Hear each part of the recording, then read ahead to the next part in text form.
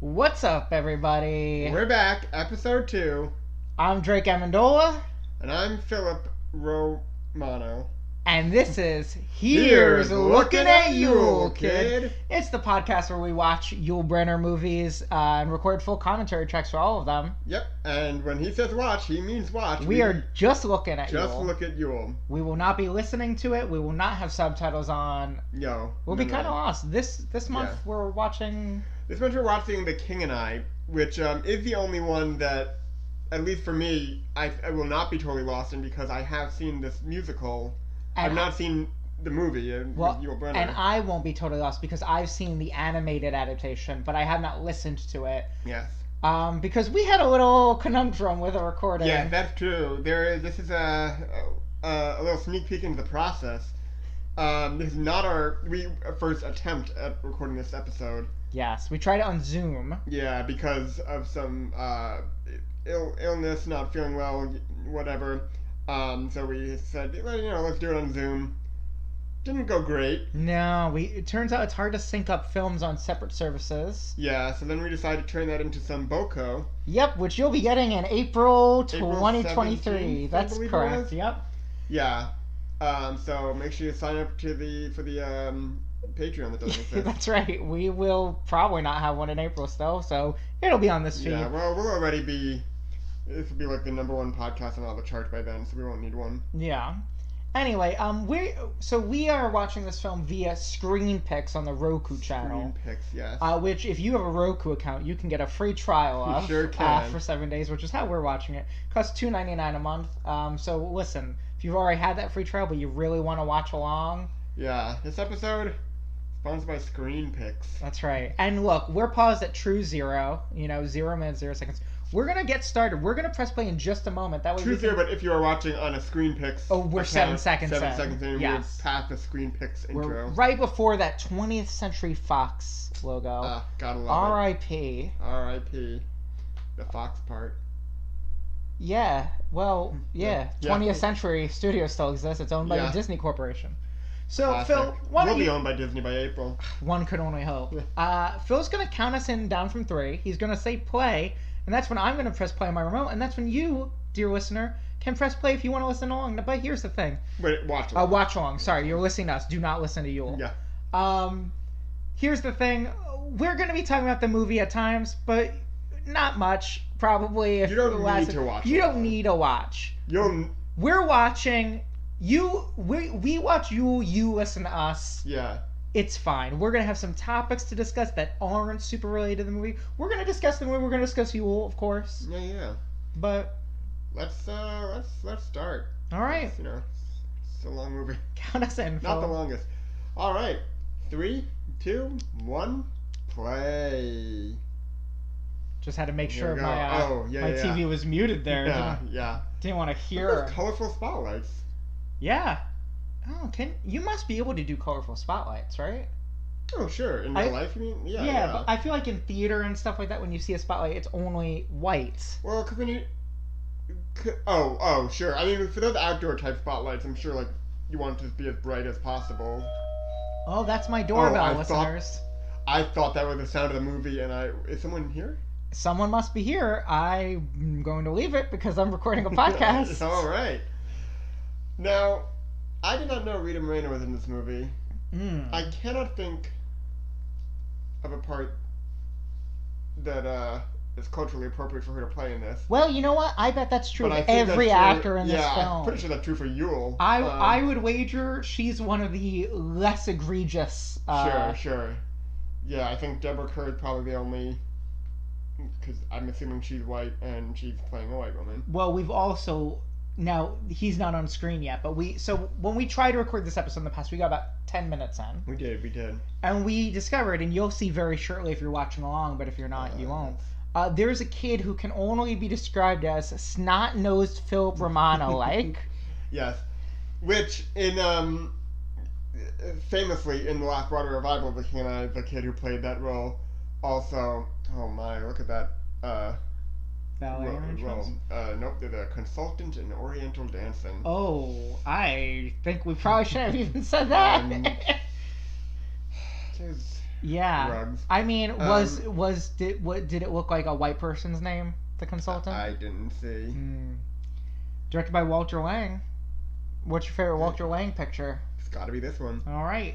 But yes, the kid who played Lewis, I believe his name is, in the show also looked a lot like me. To the point where when this kid was then in,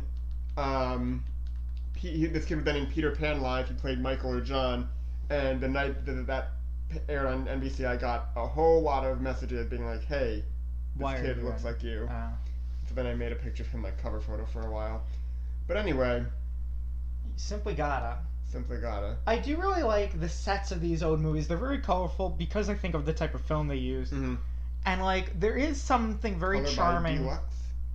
That's right. There's something very charming about like old sets in movies where they were really still trying to make sets look grand and stuff like that. Like, you know, these days it's just some green screen and like a prop. Yeah. Or like you're like, oh, an airport in Atlanta will do for our big action set piece. Yeah. I think that's why I like things like a Wes Anderson movie. He still goes for like the kind of big sets. Yes, and very colorful, famously. Very colorful, yeah. Like the currently on Matilda, the musical, the movie. Is that a Wes Anderson? No, I'm saying another example. Amazing production design that. So have not seen the picture. Yeah, I know. Is that on Netflix already? It will be on Christmas. We should also mention that and we're sorry, listeners. We know that you were counting on us. It is not December 10th when you're listening to this. That is true. That's because of the aforementioned delays due to illness. And there was. Well, you weren't even ill, right? You had seen someone who was ill. And yes. So there were the holidays, and then you saw someone that was ill, and then you had work another day. Yeah. But we're here. We're here. So you're getting something. Well, and it's the date you're listening to this. Yeah, so. It sure is. And now, speaking of listening to this. Yeah. I've noticed we haven't heard from any of the people we called out in our first episode. I've also noticed this. Yeah. People who could have been given prizes, and I'll say this: you missed out on your chance. You missed out. You're not going to get a VCR rewinder. You're not going to get. You're not going to get a copy of The Sixth Sense. The Sixth Sense, yeah. There was another one. Oh, you're not going to get to write the theme song to this show. Which Phil, do you have a theme song? Yep. All right. Here it is, folks. Okay. We're gonna drop in the theme song right now. Drop in the theme song. Get excited. Here it is. Have your expectations very high. I'm gonna count you in, Phil. Ready? Okay. 3? Or do you need some more time? No. Okay. Do it. 3, 2, 1, sing. Oh, it's that time of the month. Oh, why do you use the word month? Oh, it's everyone's favorite day. It's time to get out and play. Play a movie with Yul Brynner in it. And don't have any sound. He's looking at you, kid. We're workshopping it. It's pretty good. Honestly, yeah. Workshop, but yeah, that's pretty. This will be a recurring bit. Just every month I'll just work on this song a little bit. I genuinely think that with some little bit of work, that was very cute. Great. They appear to be singing. Now, Phil, I have not seen The King and I, at least if I have not since I was very little, so I don't know. I know the plot from the cartoon, kind of. Yeah, so this is Anna and her son Louis. Louis or Louis? I think Louis. They're sailing into, at the time, Siam. I'm trying to remember the why. Is she going to be like a teacher? Well, yeah, she's going to be a teacher, but like I feel like there's some specific reason why this is happening, that they're moving there specifically. Now, is it like the king has a bunch of children? Yeah, the king has a bunch of children. But he's a widow. Yes. Widower. So what is up with widower? What if you're a woman, you're a widower? No, if you're a woman, you're a widow, male widower. Okay, so a widower sounds like someone who makes someone a widow. Like if I murdered your wife, I will be a widower. Well, I guess those who are eligible to become widowers are the ones who can create widows by dying. Ah, I see. I don't think this one makes sense. There are some things in the English language that I think are dumb, and so I discount them. Yeah. Famously, apostrophes, especially with words that end in S. Yeah, which that I don't agree with. But I think let's get rid of the word widower, or only use it to mean the murderer of a widow's partner. No, the widower should be the one who's dead. No, the widower should be the person who is responsible for the death of the person who's dead. Someone who made a widow. So if you murdered your husband or wife, you could be both a widow and a widower. But I guess the question is, yeah, because if the person who has killed the person, they caused the death of that person, but it's the death of the person that causes them to be a widow, you know? So you're saying, the direct cause my is that late person husband, dying. my widower. Exactly. I don't know how I feel about that, but it's food for thought. Yeah. Also, the song they were just singing, I believe, was "I Whistle a Happy Tune," which is her being like, "Hey, don't be scared, Lewis. Just whistle and everything will be fine." I can't whistle. The Hakuna Matata of its time. What if you can't whistle? Oh, be scared. Oh shit. I know that song. I've heard that. So that's like a musical theater mainstay. Yeah, there's a lot of well-known songs in this. Okay. Also some not so well-known ones. I'm sure I'll forget some. There is also an extended sequence that is a play within the show, a play within the movie, I guess. Of was Hamlet? Yeah, no. There's like the children put on a play of Uncle Tom's Cabin. That sounds like this movie wasn't problematic enough. Yeah. Right, that's a problematic thing, right? No, it is. I'm also just. Yeah, I'm not making. I hope I'm not making that up. Oh, it's so. No, it's that. Phil is now praying for a performance of Uncle Tom's Cabin in this. No, movie. yeah, it is. All right. It is. Are there any sword fights in this movie? Because it seems like there should be. There's a king of a sword. There's a parrot. There's an elephant. I mean, they probably abused these elephants for the making of this film, right? Sure. This guy's riding on the elephant's head. That can't be I'm sure they abused the elephants. I'm sure they abused. Or are the elephants anyone CGI? Who's not white. I mean, no. It's the 50s. They probably abused the white people too, just to a lesser extent. Yeah, no, that's true. Yeah. Wait, if you heard the thing about like how like the director of Shirley Temple movies used to be like, oh, your dog got hit by a car, your mother left you and stuff like that. Oh yeah, like to make her cry on screen. Yeah, they actually just like kidnapped the kid who played Lewis from his family and and he's like, where are we? And they're like, whistle a happy whistle, tune. kid. So Phil, do you have a topic? We like to bring topics to discuss during these films. Is it too early for that? Well, I do have a topic. It's so dumb. Oh. It's so dumb. But I'll say it. It's a fun little thing. So this is The King and I. Yes. And we know what this movie's about. The King and Yul. Well, Yul is the king. Right. And I do believe we are about 14 minutes in, and the king, there he is, Yul Brynner himself. There he is. We're looking at him. Yeah. He should not be made up like that, I think. But this is his, I would say, most well-known role. Iconic role. Played this on stage for like 30 years. Yeah, isn't he like one of the actors who's played the character the most amount of times for any theater? Yeah, thousands. Thousands. I believe we saw the number last time. It was something like it's a lot. Yeah, no, I mean like he played it like until close to his death. Like, 8 days a week for. Like, well, not.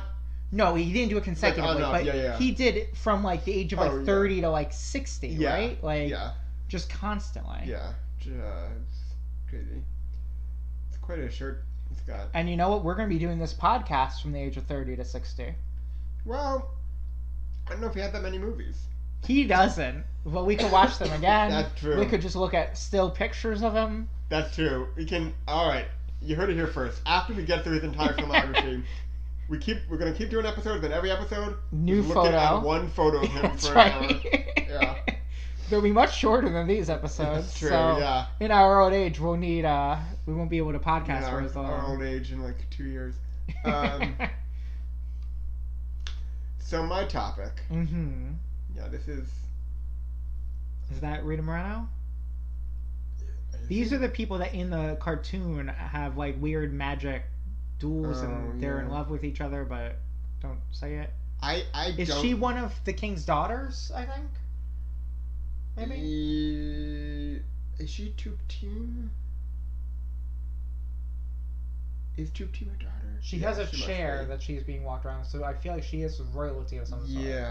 Yeah, I think she is. All these people are genuflecting in front of them, a word that is not used much these days. Good word, yeah.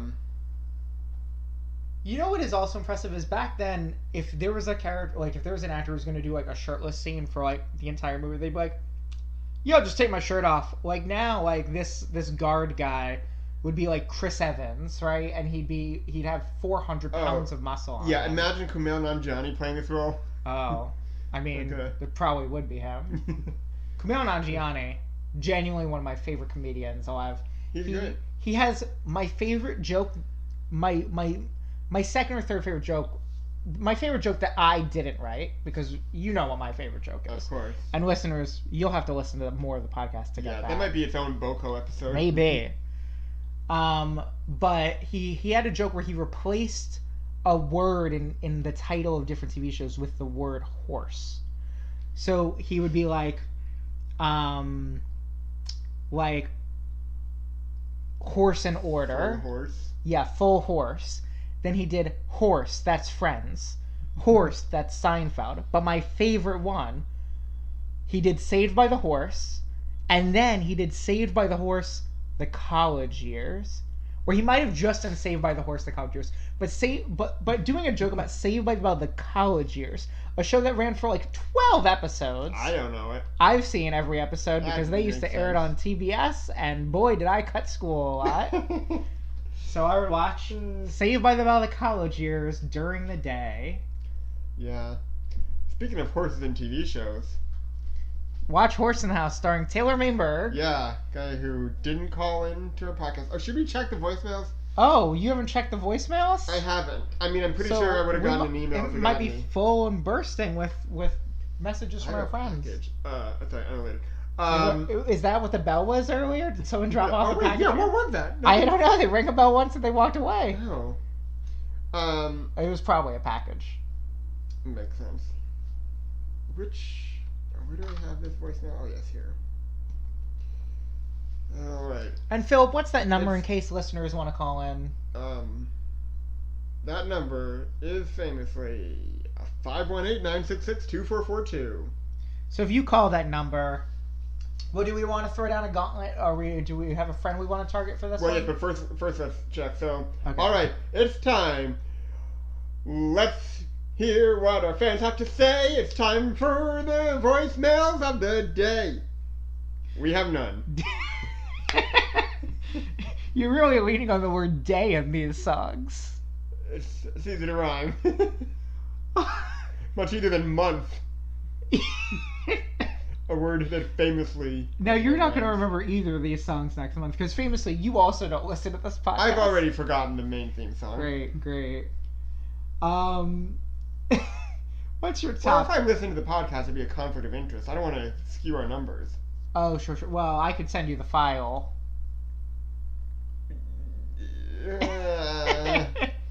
It's like voting for yourself. You can never do it. Okay. I will say, Yul Brynner's shirt in this is very cool. It is very cool. And I'm like, I know it's not because it would make a terrible decision for a movie for sound. But I am picturing it as each one being like a little jingle bell. I think they're crystals or gems of some sort, but that would be fun. That makes more sense. But so every time he walks, I'm imagining move like this, and it's it's just so loud in there. Like no one's. This is his Christmas sweater. Yeah, like everyone knows where he is at all times. And he's got another little jingle bell in his ear. I guess he's singing now. It does seem Thingy. Yeah. What? Do you know what song this could be? I don't remember. Now, last month we read the Wikipedia page for the plot synopsis on the Wikipedia page for the movie Port of New York. I don't know if we're gonna have time to get to the Wikipedia page for this, so you listeners might have to investigate the plot of The King and I on your own. Yeah, but I mean, I can also I can provide vague plot points. I don't know. This kid in the back is doing some serious reaction acting. Yeah. Also, great continuity cut there from his arms crossed to immediately uncrossed in that other shot. He also is just... He's clearly been told, don't move your hand, like actors should have their hands down. But he is so consciously holding his hand down, and he's looking very thoughtfully from each actor who's talking, like, in a way that looks like sometimes he turns before they start singing or talking. Yeah. And you know what, listeners? I think this is a great example of why this podcast is so important, because these are the details you don't notice if you're listening. If you're listening to a movie, you're not paying attention to all the rich color, the background actors. Are these all his children? No. Oh, that's what no. She's like, no, they're the child. No, these are like problematic. Like he has a harem. A harem that are like gifts from other nations. Or this something. Child is not that, right? No, these are his children. These are his children that they're going to teach. Yes. Okay. Adorable. These kids also have some banger outfits. Yeah. What's your topic, Philip? All right. My topic is, this is The King and I. Mm-hmm. Oh my god. I want to go through 25 other possible plots for the King and A, the King and B, etc. Okay. Now, okay, so I also have a topic that is ridiculously long. Yeah. Should I introduce that and we can go back and forth? Sure. Okay. So I have here a list. The King and I is famously based on a stage musical. Yeah, the movie is, yeah. You and I live in New York City. Oh. We both see a lot of theater. Even early on in our friendship, one of the things we did together was go to see theater. Yes. I have here a list of every musical and play we've ever seen together. Wow. We're going to discuss all of them. Oh, that's fun. It's a long movie, This folks. feels like it could be its own podcast. It sure does. So do we want to do the King and A first, or do we want to do the first? All right. Well, I did just have an idea for the King and A. Great. Hit me with it. Fonzie goes to meet the King and A. Yeah, exactly. Okay. To meet, King Cohen of the Long Island supermarket fame. Played by Yul Brynner. Yeah. And what's the plot? Like he's there to like teach the kids how to like jump sharks and ride Harleys. Yeah, and the King's like, oh my goodness. Well, oh wait, no, this is King. He's like, what do I do with my supermarket empire? And Fonzie hits a jukebox and everything's solved. Yeah, he hits a jukebox. They sing like the King and I a song. Yeah, and then I know lots about the Fonzie. And then the TV I also keep saying spinoff the is... Fonzie. It's the Fond or Fonzie, right? That's right. Cool. So yeah, the Fonzie. Well, now I'm thinking of the King and Fozzie Bear. Oh, that's which more would fun. also be a great... Yeah. Did the Muppets ever do a King and I thing? I really think Disney is not utilizing the Muppets enough for parodies. Absolutely not. You could do I don't know if week... they should do the King and I, but... I think they... Well, Sesame Street has probably done the King and I. The letter I. Letter. There's your King and I. Yeah. I mean, that could be every the single every letter. Yeah. All right. What's the first thing we saw? Are they in order? They sure are. Amazing. On July 29th, 2016, we saw Ghost Quartet together at Maria Hernandez Park in Brooklyn. That was the first thing we saw together? The first stage show we saw together. Interesting. Okay. Yep. Great show, great production. Ghost Quartet is one of my favorite shows of all time. I believe after I saw it, I said that I would watch anything you recommended. Yes, which famously held for many years. It did, and then Phil recommended One Too Many Bad Things. Look at that tiny little child. Yeah, she crawling under people. So Ghost Quartet, how would you describe the plot of Ghost Quartet? Oh boy. It's a circular story. Yes, it's a circular. Yes. It's a story of a driver. It's a lot of stories. There are 4 characters, but all 4 characters live many lives, and do they all have 4? In some ways, there are 4 performers, and they all play multiple characters, but all the characters they play are also the same person. Yeah, in some ways, the title of Ghost Quartet could be Everything Ever All at Once. Yeah, there's a lot of like hauntings rippled through time. Yeah. It's a love story. It's a story about siblings. It's about cameras. Yeah. Yeah, it's very difficult to describe. I remember while we were watching it, the moment when it clicked that it was all one story for me about halfway through. And that park production, I did love it because I thought, yeah, this is a thing, an outdoor amazing. One of the biggest regrets is still not going. They did what I was going to say, the park production was like the trimmed down version of it. Right. Because they were preparing to do it at the Edinburgh Fringe. That's right. Was it? Yep. Yeah, and so they were doing some like test run and they did one in the park. It was great. But they did a production of it in the woods, like the full thing in the woods, a few years ago, and it was like a little bit upstate, and I was gonna go, and I don't remember why it didn't like that. It was around a bonfire. Oh, it was probably so good. I would really love to see that show performed in an abandoned subway stop. This is the thing. Yes, it's discussed. Yes, because it has a lot of that 18th Street subway stop. Yeah, you could do it there. But yeah, genuinely one of my favorite shows of all time. I have since gone to almost every production of a show by that creative team, and every time been disappointed that it was not as good as Ghost Quartet. Yeah. And we'll get to that very soon because one of the second or third shows is another by that same lyricist and composer. The King and Bee. Haha. It's gotta be a Bee movie. Yeah. Right. Jerry Seinfeld's Bee goes to the... Well, bees famously have queens. Okay, so that's... Oh! He's got to find a match for the queen. Gotta find a match for the queen. Or one of the bees decides he should be king and tries to take over from the queen. And cause chaos. Now, this could also be a whole nother podcast where we write a different movie every week.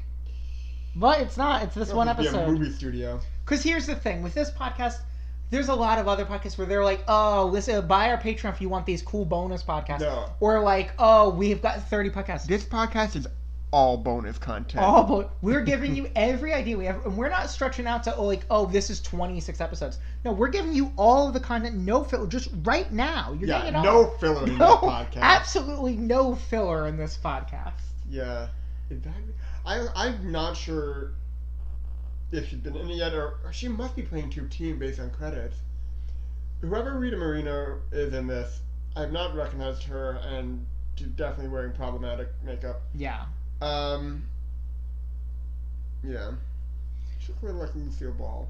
She does. Yeah. Natasha Pierre in The Great Comet of 1812. We saw this October 19th, 2016. Was that the first preview, second preview? I think it would be second preview. At the Imperial, we saw this with our friend Christine. We saw the other one with our friend Christine as well.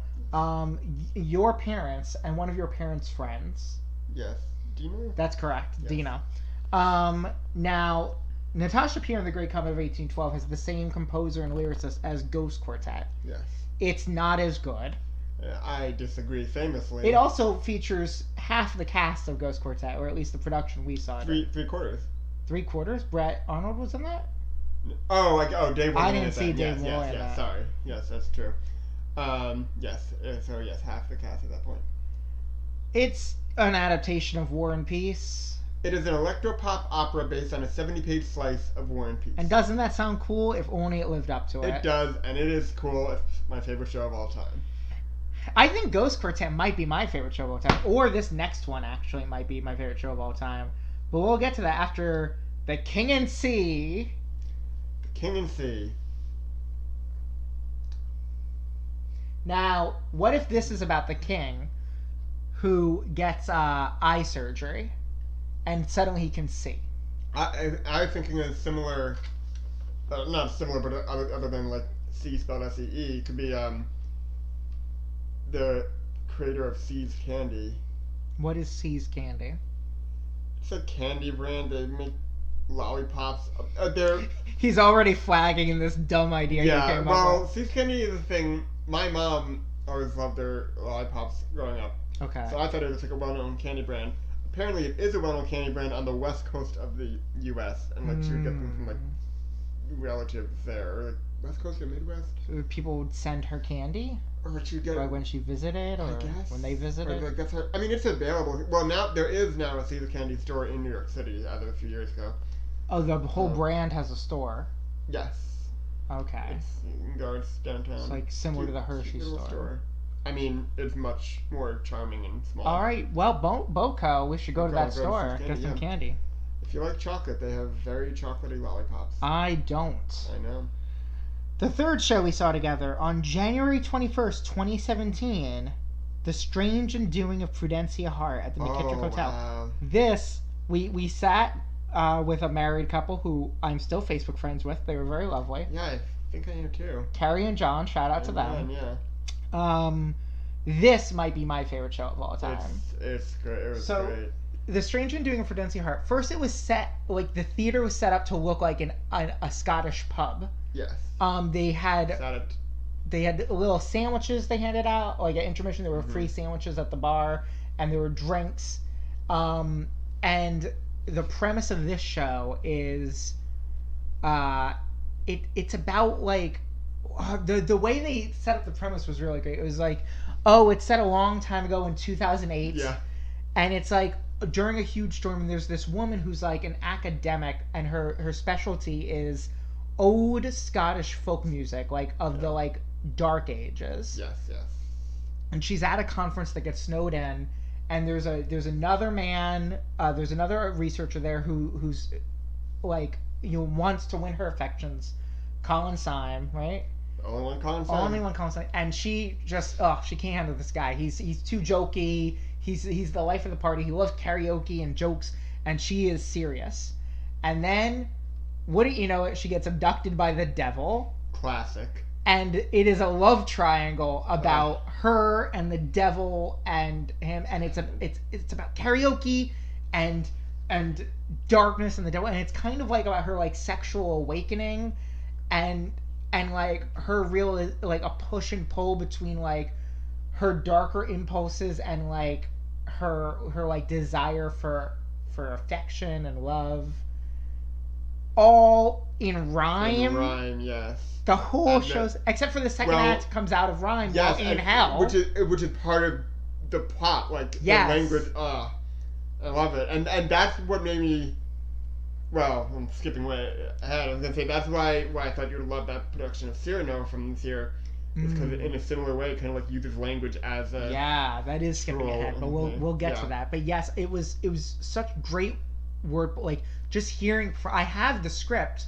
It is not as good a script. It's not because it begs to be read aloud. Performed, and that was another very small cast, 5 people, I think, 4 to 5 people, and felt bigger. I follow them all online still. I haven't seen them in anything else, but.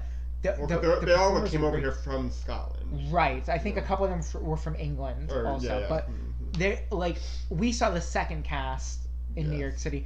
They were just fantastic. It's like a dark fairy tale set in modern day. There were ghosts. It's so damn good. Good devil pun. Oh, yeah. They should bring that exact production back.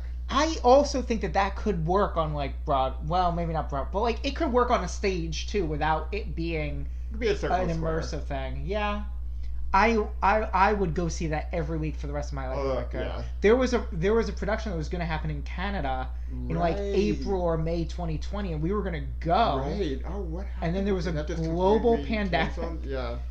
I should set like a Google alert for this show because I love this show. I want everyone I know to see it. I do feel like it is a show though that like if we saw a bad production, I think it's very easy to do that show poorly. Yes, I think you really need performers on the top of their game. You need good sound design. Yeah, the sound design was great. Well, and I actually have a CD. Also, that show, it ended, and one of the main moments in it is a slow cover of Can't Get It Out of My Head. Well, it starts slow. That's true. I mean, I'm going to spoil a little bit of it. I don't have to go into full details of why, but it starts out slow kind of internally in the main, it's her internal monologue, but then it shifts to what she's doing in real life, which is just singing that at karaoke, and it becomes very upbeat and poppy and loud for the ending. And it has ruined any other version of that song. The song is garbage without being sung by Jessica Hardwick at the McKittrick Hotel. Yeah. I love that show. I also really think that performer who plays Prudencia Hart, Jessica Hardwick, would be fucking fantastic as Doctor Who. Jessica Hardwick, if you call into this podcast, we'll give you a VHS copy of The Sixth Sense. We'll send it to Scotland.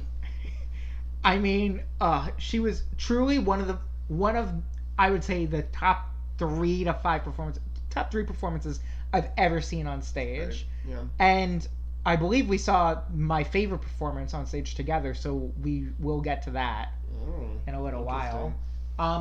Also, speaking of Prudencia Hart, I think for my birthday last year or Christmas, you got me a CD. Was this a couple years ago? Pre-pandemic? Right? Yeah. I think it might have been during the pandemic. Is this what you dropped off? There was a pandemic birthday I had where you and our friend Christina came to my home with some cards from people. We had a socially distanced.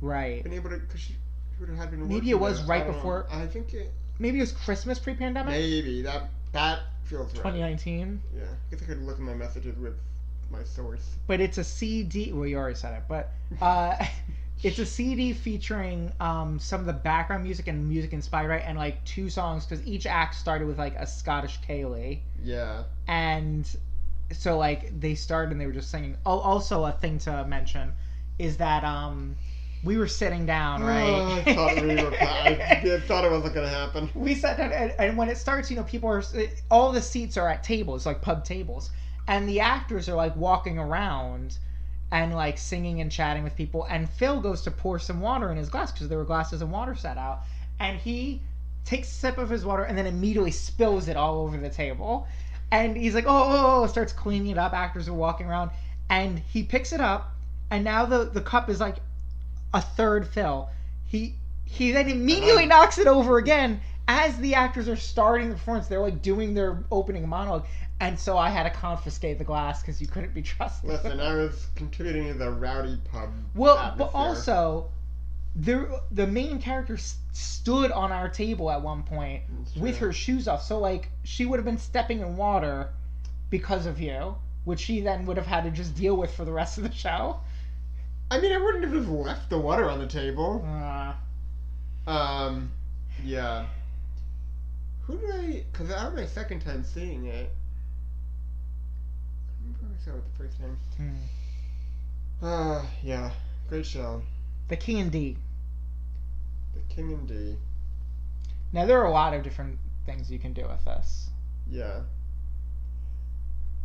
I'm kind of picturing just the exact plot of The King and I, except that Anna is played by, not by the character Dee Reynolds from It's Always Sunny in Philadelphia. Ooh. That would be really good. I don't think... I assume at the end the king falls in love with her, right? Oh, yeah. That would not happen in that. This actually feels like it could be an episode of that show with that really title. Does. Yeah. Or at least that could be a title of an episode with a different plot. Yeah. I guess, I guess that wouldn't make sense. But I could see her being like, I'm doing the King and I. No, but I could see it like being... she gets fired from production of the King and I, so she's like, I'm going to do the King and D. And they're like, shut the fuck up. No one wants to see that. And then like she does it and it falls apart during the show. Or yeah, no, lots of ways it can go. Hey, fellow podcast, It's Always Sunny podcast, call in and we'll send you a VHS of the... Let's do a crossover episode. We'll go on your show, you'll come on our show. Yeah.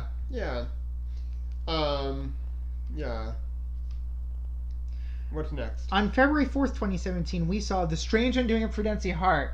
You saw it twice with me, Philip. The first time you saw it was the first time, and then we saw it again a month later. This time we went with a couple of friends. That's why. Okay, great. Yeah. This might actually be the time you split it, because I think... Yes, it was. Because I think I knew, she's going to stand on the table. We need to make sure this is dry. Oh, maybe. But I thought... Because we sat at the exact same table. We did. It's a great spot. Yeah. McKittrick, bring that show back. Yeah. Make it your main show. You don't need Sleep No More there for 10 years. I mean, they can coexist. They can coexist, but if you had to choose one show to run forever... Sure. There's much lower costs on Strange Undoing of Forbidden Heart. Yeah. I have Forbidden Heart on the bookshelf over there. We could read some of it if we wanted to. Some of the greatest... In a future episode of this podcast, we'll just full-on copyright infringement read all of the Strange Undoing of Forbidden Heart. Yeah, I like that. Yeah. But yeah, the McKittrick Hotel, that specifically in that space, the Heath or Gallow Green, I'm never quite sure. I think Gallow Green is the roof. Gallow Green is the outside one? Okay, so then it's the Heath. Had been... Seen a bunch of stuff there, and it's all been either top 10 or bottom 10 theater. For a while it was all top 10, but then made some choices. But yeah, that's the only thing I saw there. Yeah, actually, before I saw Forbidden Heart there, I saw a production of Ghost Quartet in that space as well. Oh, yes, that's the live recording. Live recording from there, Yeah, if you want to listen to Ghost Quartet, you can go online. That one? I may have been at the one they recorded too. Oh. I think they recorded a few, but yeah. Yeah. Great album. Yeah, another Quartet, great spot for that show. The King and E. Oh, The King and E, right. You can get into some drugs. All right. Now I don't have the exact date of this, and you could probably argue about whether or not this counts as theater, but I have it. I would just like to, for a moment, I guess, to go back to this movie. Oh yeah, we're watching The King and I. Yeah, because this is I believe one of the most famous songs, which is oh God, I teach. Oh yeah, I teach. No, what's the? And she goes, I teach you, and they go, you teach me. When you're a student, by your teacher you are taught. What song is that? Wait, she's just explaining to them how school works? Oh my God, it's such a famous song. Why can't it... Getting to Know You? I don't think so. No, I think that's right, because she's getting to know the kids. Oh, I thought that was with the king. She's getting to know. My girlfriend shouted from another room. No, I think this is right. Wait. I don't know. There's a famous song happening now. Alright. The kids are all showing off at the fans.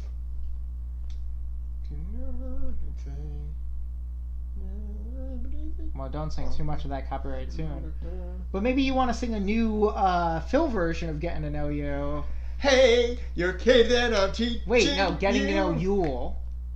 Hey, your kids, follow my rule. It's time that we all get to know you. And maybe this idea is kind of bad, because you already know him, because he's your dad. All right, so in early February 2017, we saw a taping at BMCC of Chris Gethard's Career Suicide. The King and The King and F. Oh, The King and F. I did meet my friend Sherry, who I haven't seen in many years now, at that Career Suicide taping. Yeah. Another thing we went to with Christine. Another version of that we saw. Oh, yeah, it was. Yeah. Career Suicide was pretty... Career Suicide, there was... So, the day after the 2016 presidential election, which we did spend... Wait, that was... Oh, no. No, this is a different... Yes. Chris Gethard made all of the available tickets for Career Suicide free for the night. It was having an off-Broadway run. That's right. At where was it? It was at that place it's closed now. No, it's not closed. It was the Lynn Redgrave. Yeah. That's closed? I think so. The Lynn Redgrave Theater closed? No. It had another name or something. I don't think so. Yeah? Okay. No way to know. Yeah. But he was like, everyone come and just we'll hang out. I'll tell you some jokes. It's free. And before that, I had gone to a nearby pub, and we ordered food delivery, and like some of the people hanging out there, and Jared still owes me $20 from that night. Jared, call into the podcast and Venmo me $20. $20. Jared, you also owe me $20 for the day before's breakfast. Oh, wow. So, Jared, you owe me $40 before you have Taylor buy you weed again. It's time for everyone's favorite segment of the podcast. Drake calls in his fucking Jared's jets. tab.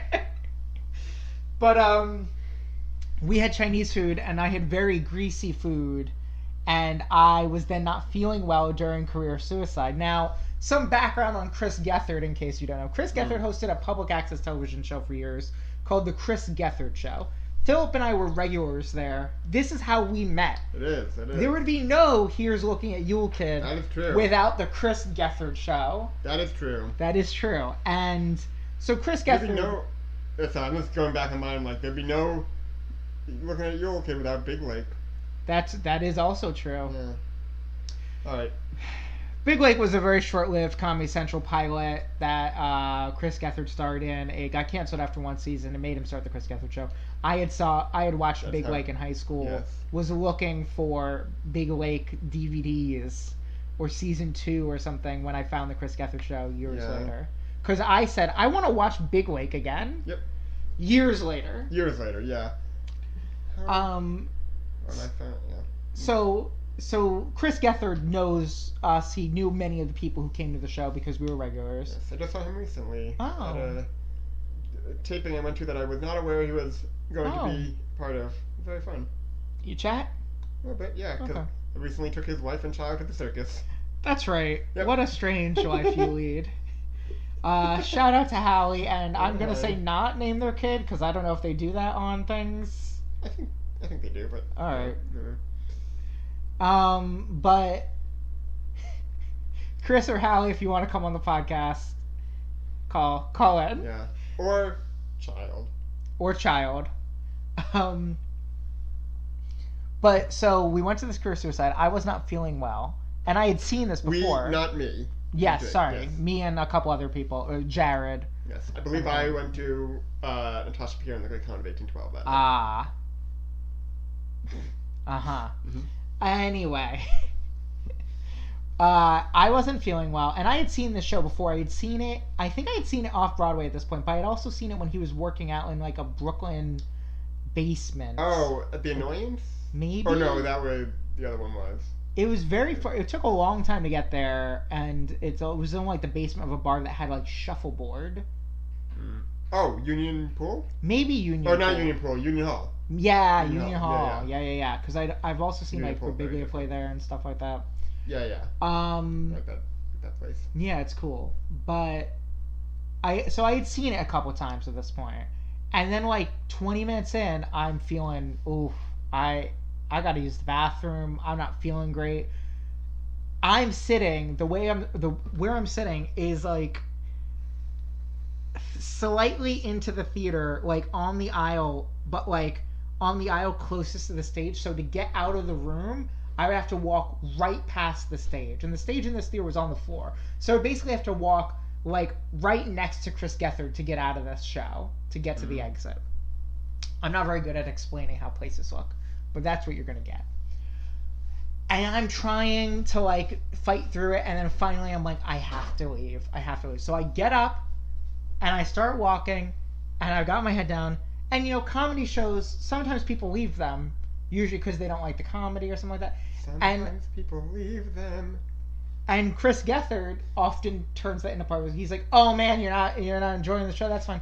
And I turn, and he knows who I am, and he's like, "Drake." I'm like, "I'm sorry, man. I'm not feeling well." And he's like, "Oh, this is Drake. I know this guy. That's all right. Go feel better."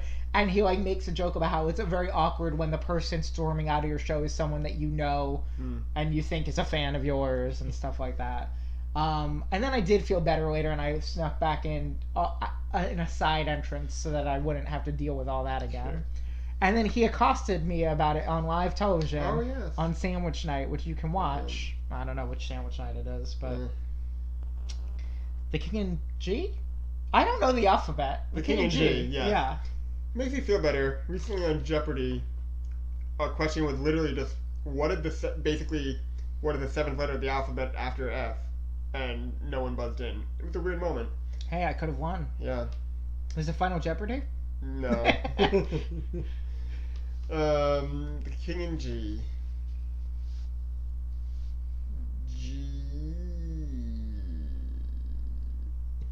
Did that help? G. GG. GG.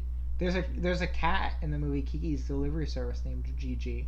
Well, that cat's meeting the king now. It is spelled Jiji. Is that allowed? I mean, we had SAE for C. All right. That cat met the king?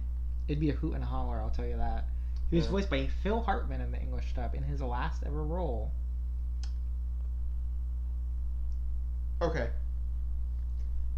I mixed him up with Phil Lamar, I believe. Phil Lamar's alive.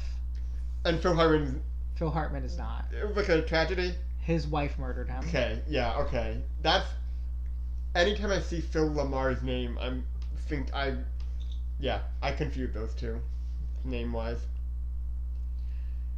On February 26, 2017... We're busy in February. At St. John's Lutheran Church, we saw Beardo, another show that featured music by Dave Bowie. And I'll say this is the closest to Ghost Quartet, quality-wise, that I've seen of his shows. I know he only did the music for that, right? That's how he did. Did he do the lyrics as well? He just did one of them, but I'm not sure for the music or the lyrics. No, it must have been the music. It's very... This show is about how Rasputin came to Russia and through the power of drugs and rock and roll made people realize they wanted to fuck him. And it was in an active church. An active church, yes. It was great. It was great. That I saw 2 times. And they used a lot of the church. Like, they go into the pews. They were up in the ramparts. There was a surprise choir. Surprise choir that our friend Allison was in. Yes. And actually, I will get to this later. The origin of a show that she wrote that we've both been involved in the past and have seen was in the grain room for this. Yeah. Beardo I don't think there are any recordings of it. It's another one of those shows that like description can't really do it justice, but I do love this show and I wish I could see it again. Yeah, there is a recording of like the first production of it from like 12 years ago that I had messaged someone about sending. Yeah, we should watch that sometime. I would love to. Now, was the night you were there, was that when a bunch of the cast of Comet were there as well? That's right. Josh Groban was in the audience. Yeah, no, like a bunch of the cast of Natasha and Pierre. I do remember waiting for the restroom next to Gelsey Bell. Yes. From Ghost Quartet and the cast of Ghost Quartet. I believe I've seen her around my neighborhood. Gelsey Bell. Don't say the neighborhood name though. Oh no! But if you call into the podcast, you can walk on over. You can walk on over and be on it. Record. I hope where she lives is not common knowledge. I doubt it. The King and H. The King and H. The yes. King and H. It's about a British guy named H. What did you say? It's about a British guy named H. Well, there is a young British rapper named H. Okay. H. I think he just pronounced it H. Oh. Yeah. Renegade. Yeah. Yeah. H. 8. Oh no. You okay? H sounds like a number. Well, it sounds like the number 8, so yes, that is true. Just with a little ch at the end. I forgot the correct pronunciation, how us Americans say it. H. It doesn't sound real anymore. H. That definitely doesn't sound real. 8. Shh. This is great content. They're singing. You sure this isn't Getting to Know You? No, Getting to Know You, I was saying that. It definitely was that. It's just Getting to Know the Kids. Okay. Yeah, so The King and H, I think it's actually a modern set story. That guy, H, ridiculous human from what I can tell. I'm only familiar with him because recently discovered the videos of Amelia de Moldenberg online. She the one who dates people in a chicken shop. Oh, sure. And she did one with this kid H. She does like this fun little interview series with a bunch of British rappers and musicians. But then apparently they actually dated for a while after that, and now they're just friends. Anyway, this kid somehow, right after the Queen died, in her will it was, I want this kid to be part of the royal family. So wait, in the Queen's will? This is the story. This is Oh. Yeah, that's true. At one point I went from the true story to a I thought. Basically, in the King and H, it is the story of this rapper named H who didn't even know the Queen was aware of his existence, coming in to replace Harry. You mean Right? Harry's the one who left. Harry's a prince? But not anymore. Like Right. Harry. Replace Yeah. Harry. Okay. So, and it's about how now the king, that's his son So now. King Charles has to deal with this dolt. I don't know who H is. I would watch this. Yeah, film. no, now, This is a pilot. This is a pilot you should write. Yeah, who should play King Charles? I mean, he should play himself. Yeah. Yeah. What's he doing? Nothing. He doesn't have a fucking real job. Yeah. On April 25th, 2017, we saw The Play That Goes Wrong. Oh. A very good show. Yeah. Why don't you very describe cool. what The Play That Goes Wrong is about? Play That Goes Wrong is what is this looky-loo doing in the bush? That was a reference to the movie playing. Yeah, we're watching The King and I. Yeah. Play That Goes Wrong is a British import. It is basically like this, like theater troupe. This is within the story of the show. It's this amateurish theater group trying to put on a play, but stuff keeps breaking down and they keep forgetting lines, and it's a fun slapstick farce. Yeah. Like the actor, there's been a murder in the show. Oh yes, and like the actor who's supposed to be the dead body keeps opening his eyes and laughing at stuff. Yeah. It's a thing that sounds like it could be very dumb. It's like really good actors and comedic writers taking the piss out of like bad community theater that we all have sat through. Yeah. But it never feels like mean. It's just because it is like they're putting on a show. It's very charming. Yeah. You get the sense that these people probably did shows like this when they were in high school, secondary school. Sorry, and it's very much like if you were a theater kid, you did shows like this, and you knew your shows were like that, but you had fun anyway. Yeah. No, and it like when you played Oscar the Grouch. Oh yes, I famously played Oscar the Grouch in a summer camp production of an original musical called Nightmare on Elmo Street. I don't think I knew that was the title. Oh yeah, we should do a reading of it. I'm sure I have the script somewhere. Great. I still remember the title song. It pops in my head sometimes from that show. Shout out to Rod Owens, composer of that. Rod Owens, if you're listening, call us. Yeah. You can write a song for our show.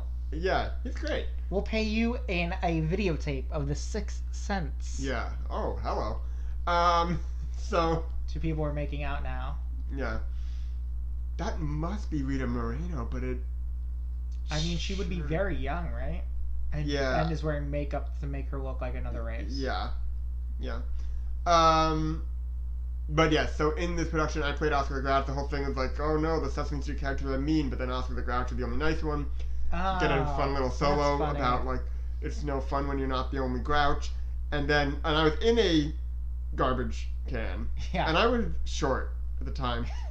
And at the end of the song, I kind of like pull down the lid and get in the garbage can. But I pulled it down a little too forcefully and fell over, and you just see me rolling around on the stage for a bit until it might be the one who pulled me off the stage, actually. Now, were you in camp or were you a counselor? No, I was in camp. I was a child. You're like 8 or 9? It would be a little older than that, probably. Or what age is? It would have been. It was going into 6th grade or okay, so 7th probably grade. 2003-ish, 7th grade, I believe. 2004 or 5. Yeah, 5 or 5, 7, 8. Yeah. Yeah. So like 11, Yeah. 10. Yeah.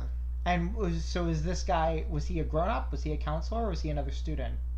Rod? Yeah. No, he was he was like a teacher, Okay. music teacher. But probably like 10 years older or something like that. No, he was like grown-up. So he's like in his 50s now?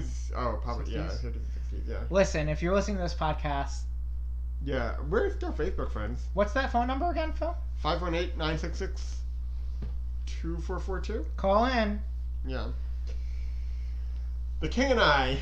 The King and I. Oh, we can skip that one because the whole prompt was we don't need to all right. do that. Then the next show is Gruff. Oh, okay. At People's Improv Theater, starring our friend Allison.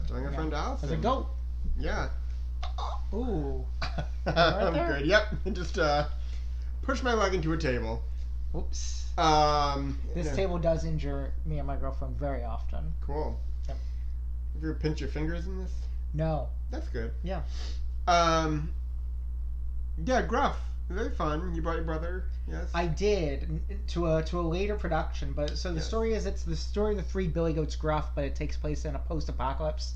They don't know what grass is, they've never frolicked, and then it's about them learning about the environment, how to protect the environment, and then at the end, parable of sorts. they like get a seed.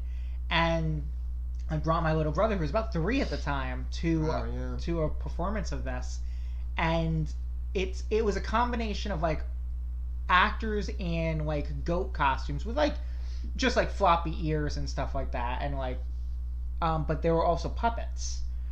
Most of the actors also did puppetry, and he freaking loved it, was very excited. It was a pretty small audience the day we saw it, and he was very animated, and they talked to the kids at points during the show, and it has like call and response, and he was very, and like at the end of the show they wear like a green thumb thing, like to like signify the seed, like one of those light finger lights things. Yeah. And at the end, they do a big speech about how they're passing on the protection of the planet to the audience, and the main Billy goat goes catch and throws the seed in the audience, and she threw it at my brother. I'm not gonna say his name. And he was so excited, and then he met the whole cast. The Billy Goats stamped their paw prints onto his little paper, his playbill, and the goats signed their names. He got to take pictures with the puppets. I think he took a picture with Allison and her puppet. But yes, it was very cute. Yeah. Very fun show. Yeah. Good music. I don't remember any of the songs, but it was very good music. And yes, and the main goat in that show is now a member of The Who. What? The band The Who? Yep, she's a touring band member. Her. Yeah. Emily. Yes. She's in The Who? Yep, like for a year now she's been touring with The Who. It's wild. That's cool. Yeah. Huh. Yeah. Also, check the Facebook. Rod Owens is 72 years old, which is wild to think about. Yeah. Great. The King and Jay. There's a guy named Jay. Jason Mewes from Wegman. I don't know. Oh, go ahead. Jay, the founder of Wegman Supermarket. I keep going to supermarket founders. Why do you know so many supermarket founders? Well, King Cullen is not a... No, King Cullen... It's someone named Cullen. I don't know. I was just going to say, the guy from the Clerks movie is named Jay. You just drop him into this movie. He doesn't have a script. He has to figure out what the hell is going on. And he doesn't speak, right? That's Silent Bob. Oh, that makes sense. Yeah. And in real life, whenever they do interviews, Kevin Smith won't shut up and doesn't let the other guy talk, which is fun. Yeah. Oh, Kevin Smith plays... Bob. I see. Yes. On May 31st, 2017, we saw 1984 at the Hudson. Now, this was a show... loud show. Yeah, a bright show. Bright show. Also a show where I have a very distinct memory of someone's phone going off in the orchestra and them answering with, "Yeah, I'm at 1984. I'm going, it's pretty good, yeah. I don't know, we're in the middle of the act. I'll have to call you back, but what's up with you?" And then people started yelling at him, and the actors are performing this whole time. And Yeah. there were many. In a way, that feels right. I mean, yeah. Sure. There were. It's Olivia Wilde was in it. Yes. Famous director, Mhm. and a lot. She wasn't very good in most of the play because she was clearly acting for the screen. But Yes. there were, I would say, about a fourth of the Well, show yeah. was done off stage but recorded and shown live on a Like not record. Like, yeah, not like recorded. It was filmed I mean, but live. supposedly. I think it was live. No, yeah. And shown on a giant screen, and she was very good in those. Yeah, that's something I thought about a lot lately. Actually, I mean, I do background acting on some television shows that I'm sure you've seen me in, and it's been fascinating to watch the main actors in those and be like, oh, this, because I've been in theater my whole life, and I'm like, oh, this explains why sometimes like people who don't start in theater that go and try to do theater, it doesn't work because it's such a different like. They're whispering.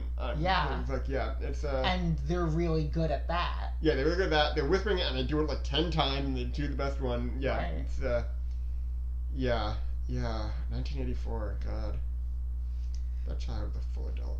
I think I bought the book after watching because I was like, the original. Yeah, I'd never read the novel, and I think Mhm. after that I was like, oh, let me read the novel. And I think I bought it at the Strand like the same day, or maybe Barnes & Noble was the same day we saw it. And then I don't think I ever read it. In fact, I know I didn't read it, but I'm pretty sure I bought it that day. I did read that one. Did I read that? Was it because I feel like I read that a long time ago, but I like a weirdly. It feels like a high school book that they would have you read in school. I didn't. I don't think I read it for school though. I don't know. We can't. We can't check the time left in the movie. I mean, we know it's about an hour, and yeah, we might not get through this whole alphabet and this whole list of shows. I feel like there's got to be more shows than alphabet. Yes, there are. Yeah. The King and K. The King and K. Every Kiss begins with K. There's 77 shows. Oh my god. Actually, there's 78. The most recent one we saw together is not on this list. Perfect. Her hair is very red. Yeah. Yeah, it is. And all the dresses she wears are very, very large. Yes, and that is the thing that holds over the musical. The King and K. Yeah, every Kiss begins with K. A relative of the founder of K Jewelers went to school with me. Their last name starts with K. That's why it's called that. Okay, here's my pitch for the King and K. There's a supermarket chain in New York called Key Food. The president of this supermarket is one P.K. Krugman. Perfect. And they meet the king. That last name is dangerously similar to someone I won't say on camera. Or Mike. I was gonna say Krugman? Yeah. I'll tell you later. Okay. Off mic. Yeah. In person. Alright. July 17th, 2017. Couple months. We didn't see anything in June together. We're jumping from May to July. A Midsummer Night's Dream at the Delacorte. This was a very good production. Did it rain that night? Maybe. This was, I think I like one ticket from the Strand, I believe, tweeted a thing being like, hey, retweet this. Yes. We'll give you tickets. And I was one of like 4 it. people who retweeted. Yeah. And we got very, very good seats. Yeah, and they like kept that going throughout, and they would be like, "Hey, it's like tell people like, It's if the you want to best go, just way to- retweet that." yeah, No one does it. The best way to get tickets to Shakespeare in the Park. Yeah. I don't know if they still do it. I know. I don't know how I found it. I don't think I follow them on Twitter, but yeah, it was a great production. Yeah. Jeff Hiller in that? I mean, probably, right? Yeah. He's the most of them. And there was some He got the famous break when I actress saw in him, it yeah. as the fairy queen, and I can't remember Oh. who, but it was the first time I'd seen that show, and it was very magical, and Yeah. I really loved it. Good set. I don't think that one wasn't a musical adaptation. It was just the show, I believe. Yeah. Annalie Ashford, I think, was in it. Oh, yes. Yeah. Yes. As like one of the comedic Yeah, good role for her. sidekicks. Yeah, like the princess's. But the first thing you saw her in? The first thing I saw her in was Rent off Broadway at Oh. New Road Stage. She Oh, played wow. Maureen, the only performer to make Maureen's dumb little like Cyberland thing actually entertaining. Because I always thought, oh, it's meant to be garbage because performance art's garbage. But no, like she made it hilarious. Maybe she did a bad job then, because I don't think it is supposed to be good. I don't know. I saw that production. I guess I must have It's seen like her. 7 minutes long. It makes that show grind to a halt. But she was hilarious. The first time anyone's ever said "moo" with me, and it was actually funny. She did a lot of great physical comedy in it, which is one of her big things. Yeah, Like yeah. she's good. I saw. I'm see Sylvia, right? Sylvia, the play on Broadway where she played a dog No, and was amazing. I believe. I mean, it was easy because her co-star was a murderer, Matthew Broderick. Matthew Broderick God, killed 2 women in Ireland. Yeah. You can't sue us, Broderick. That is factual. You did do that. Broderick, call in to the podcast. I'm not going to answer. we look at Yul. We don't listen to murderers. No. Anyway, yeah, she played a dog. It's very good. I don't know if her TV show. She was on a short. I think it was short-lived. I don't know. It might still be running. A sitcom with noted creep Thomas Middleditch. Oh. Created by Chuck Lorre. It was called like AB positive or B positive, A positive. It's about like people who needed liver, organ donors or something like that. I don't know, but I didn't watch it. But I was very sad that she was. I mean, good for her. I'm sure a network sitcom pays better. But like, I want her on stage. She's so good. Well, go see Sweeney Todd coming to Broadway this spring. I will hope to. Yeah. I that's another role. I think it's. I usually don't like Mrs. Levitt in Sweeney Todd. I think that's a hard role to actually make entertaining. I bet she's going to be great. Yeah. Especially with Josh Groban, who I will say this. I think Josh Groban has very little stage presence, and I think that worked great. Genuinely, I'm not shitting on Greg Conrad this time. I think that character's not meant to have stage presence. He's supposed to be kind of a pushover until the end when he does his little speech. But like the whole show about Greg Conrad is you suck, Pierre. Yeah, I mean, And I think Sweeney Todd. I think he'll be good in the couple numbers where Sweeney really needs to command, like when his arm is complete and stuff like that. Yeah. And often Sweeney Todd just kind of sitting there being dour, being like, "Why aren't I murdering someone?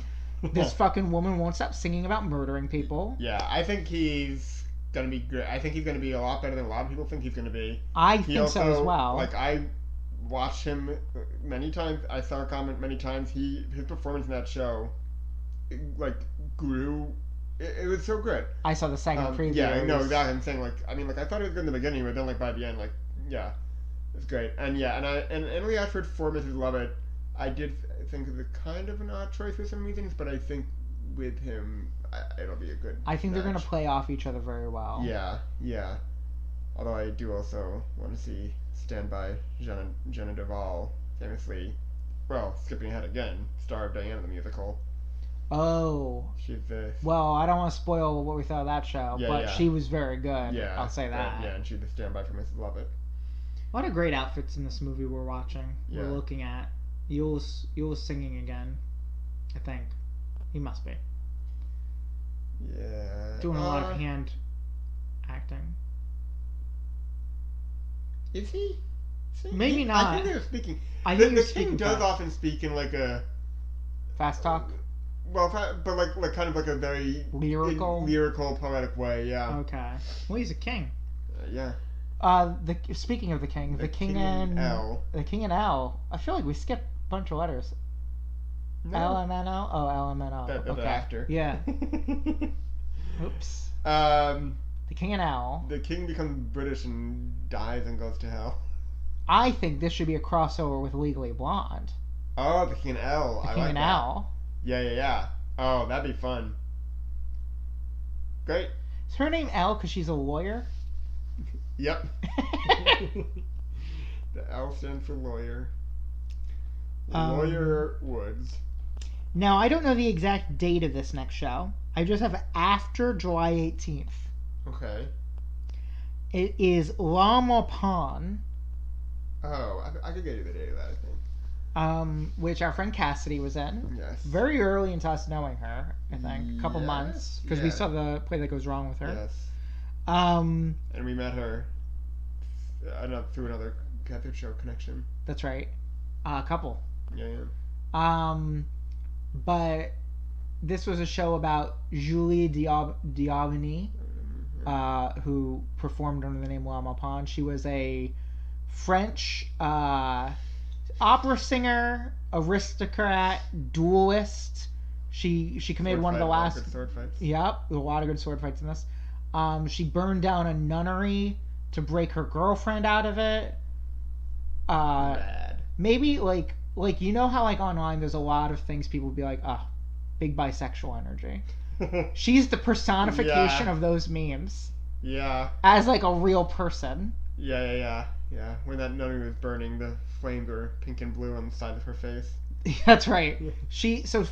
Most famously, she got into a bar fight with a dude who was mad she was hitting on his girlfriend and it was working. And so this dude challenged her to a duel, so they stepped outside and he had brought two of his friends. And she killed all of them in a sword fight. Yeah. It's musical. Total baller. I started writing a movie script about her years before I'd even seen this. Yeah. And I had like only written like 20 pages because I mostly just wanted to write that sword fight. I do think it would be a great movie, and I think a great episode of Doctor Who would have the Doctor here.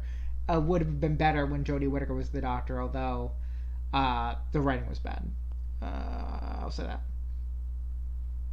that. The King and M. The red and yellow M&Ms meet the King. And they go, he does exist! And he goes, they do exist! So in the world of this show, this king does not believe that M&Ms exist? That's right. Do you not know what I'm referencing? No. Okay, so there's a very there's a very famous, I guess not that famous, commercial from the 90s that still airs sometimes, where the M&Ms meet Santa Claus. Oh. And they're like up at night and he's like giving presents and he turns around and he's like, and they turn around and they're like, and the M&Ms go, he does exist. And then Santa goes, they do exist. And then all of them faint. That's fun. And it airs around Christmas time. Yeah, I was not aware of this. Okay. Yeah. But also, Santa doesn't know M&Ms exist? He doesn't know that. I think he doesn't know that M&Ms. he's talking. He thinks they're just on the commercials. Sure. Well, got news for you, Santa. You're on it too. It's a commercial. Well, yeah, but not in the world of that commercial. Anyway, it's very in this, meta. the M&Ms are big fans of The King and I, the musical. Yeah. And then they go to Siam and learn that the King exists. Great. And the King of Siam loves Mars products, candies. Yeah. He's like, they do exist. Mars. And then they all faint. And then the little kid that looks like you eats the M&Ms. And the King. The King. Great. Okay. I have the script of this on my thing too. November 18th. I believe the last performance, or maybe the next to last performance, after the blast at Lincoln Center. This is another one of my favorite shows. A great show. Were we talking about it recently? Probably. Because I was just the other day was like looking up, trying to find like any stuff. I found like one like montage of like 45 seconds of it, and was like, oh yeah. It starred Kristen Milioti and William Jackson Harper, and it was set in a post-apocalyptic world where humans live underground, but they have an advanced civilization. It's all scientific, and who gets to have a children is carefully regulated by the government. Because they don't want, basically, it's like very eugenic-y, like they don't want sicknesses passed on. And Kristen Milioti wants a baby. And so does William Jackson Harper. They're married, but she's depressed. And the government does not want a child with depression to be born. And so they give her a little robot to take care of to see if she's responsible enough to take care of a child. Yeah. But William Jackson Harper doesn't tell her that that's why they're getting the robot. He says, "Oh, at the lab that I work at, we need someone to take care of to raise this and stuff like that." Yeah. And a little transparent saying it like this, but I mean, yeah. It's very well written, even Yeah. though it sounds Written like by Zoe Zoe Kazan. Yes, Um, a great script. Yeah. And it's just a beautiful show about Zoe Kazan, call in. anyone involved in the show. Yeah. The robot, call in. Yeah, where do you think that robot is today? I don't know. Should be in the Smithsonian. The robot was voiced and controlled by an actor who was right off set with a Yes. remote, Yes. who did come cool. out and got a huge ovation at Yeah, the it's end. a cool little. Did he talk the robot? I think he might have. Did he? I don't remember. I think he might have learned Like basic a little phrases bit. towards the end. I have the script. I have not read it because, it was a doozy. This show messed me up. But it's a great show about having depression, loving someone with depression, just And robots. and robots. Yeah. You don't see much science fiction in theater, and when you do, it's usually garbage. Yeah. This was this and Prudencia Hart are my favorite plays. Yeah. Well, that's why. Yeah, science fiction. Well, no, it's more fantasy. The Ocean at the End of the Lane. Probably coming to Broadway sometime soon. Everyone see it. It's great. I would love to. I read the novel and liked it a lot. It's a musical? No. Oh, it's just a play. Yeah, but Okay. I've never seen fantasy on stage done so well. Oh, they just all mooned Anna. It looks like she's scandalized.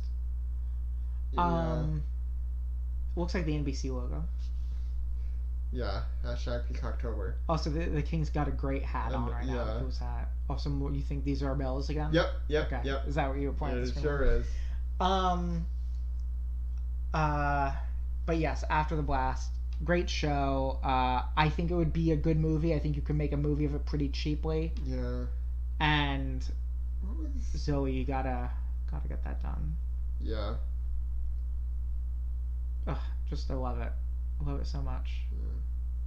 I met Zoe Kazan at a thing like a year or so later, I think. Maybe more.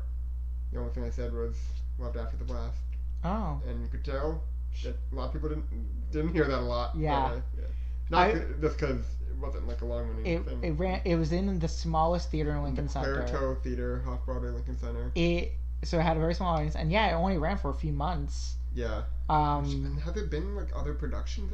Not that I know of. It's a hard because you gotta have that robot. Well, the book of the script wasn't even published for like 3 or 4 years because we tried to get it so hard. Yeah. But yeah, a beautiful. It is gonna haunt me where that robot is now. Also, the robot had a name.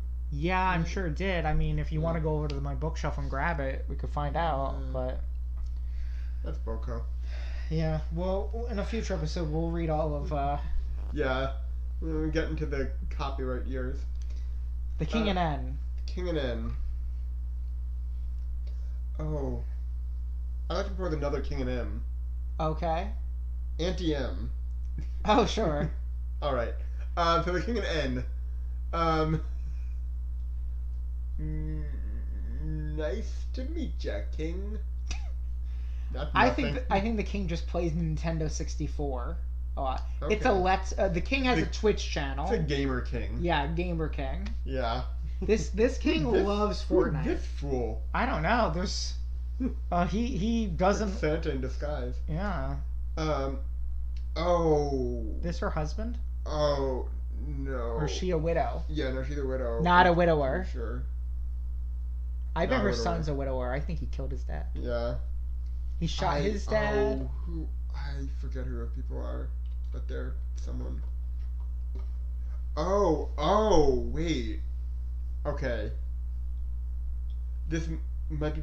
Are they, like, from? I think they're like from the. Wherever she's from. I think they're basically coming to see, like, check on her performance, on her teaching performance, and definitely some like colonialism happening. Are they like colonizing Siam? And they're like, how have you been something like that, doing like indoctrinating the king? yeah, It I looks think kind it's of something hazy, doesn't it? Look like the side is out of focus. Yeah, well, I think a lot about movies and stuff, like, you do see stuff, like, a little bit out of focus because it didn't matter, like, they didn't film it to be, like, in theaters 50 once, years yeah. it'll be crystal clear, like, right. yeah, like, you see that Yeah, in movies- Seinfeld a lot, Movies were a lot like television or theater back in the day, where they would have maybe one run in the theater. actually. Yeah, For a couple but even months. if it, well, like, when more just, like, the screen, like, I guess TV more so, even probably, because it's a small screen doesn't matter, but yeah, small screen, not the like sides high of the- resolution, but now, like, with them, like, remastering and stuff like that, you can, like, really see, like, oh, this is not filmed well. Well, that's like in a lot of things when they like upscaled it to HD, they would just make the picture on, so you'd see like boom mics in shots and stuff like that. Yeah. All right, that was The King and N. Yeah. Meteor Shower at the booth, written by Fun. Steve Martin, starring Laura Benanti, Robin a Anti, couple other people. Amy Schumer, Right. Alan Tudyk. I don't. He was supposed to be in it. Wait, no. I have not seen Alan Tudyk in anything. Okay, then he was supposed to be in it and was replaced. I do think there was a famous guy in it as well, because I remember I knew like one of the actors and two of the actresses. Yeah. I thought he was the one who did the replacing, but you didn't see him. I don't think I saw Alan Tudyk in anything. Unless this is a Phil Hartman. No, type he situation. definitely was either the one who was in it and got replaced or did the replacing. But I'll look it up, because now that'll bother me. Phil's looking it up. This guy he's holding Anna's hand. It seems like they have some sort of history. They're about to dance.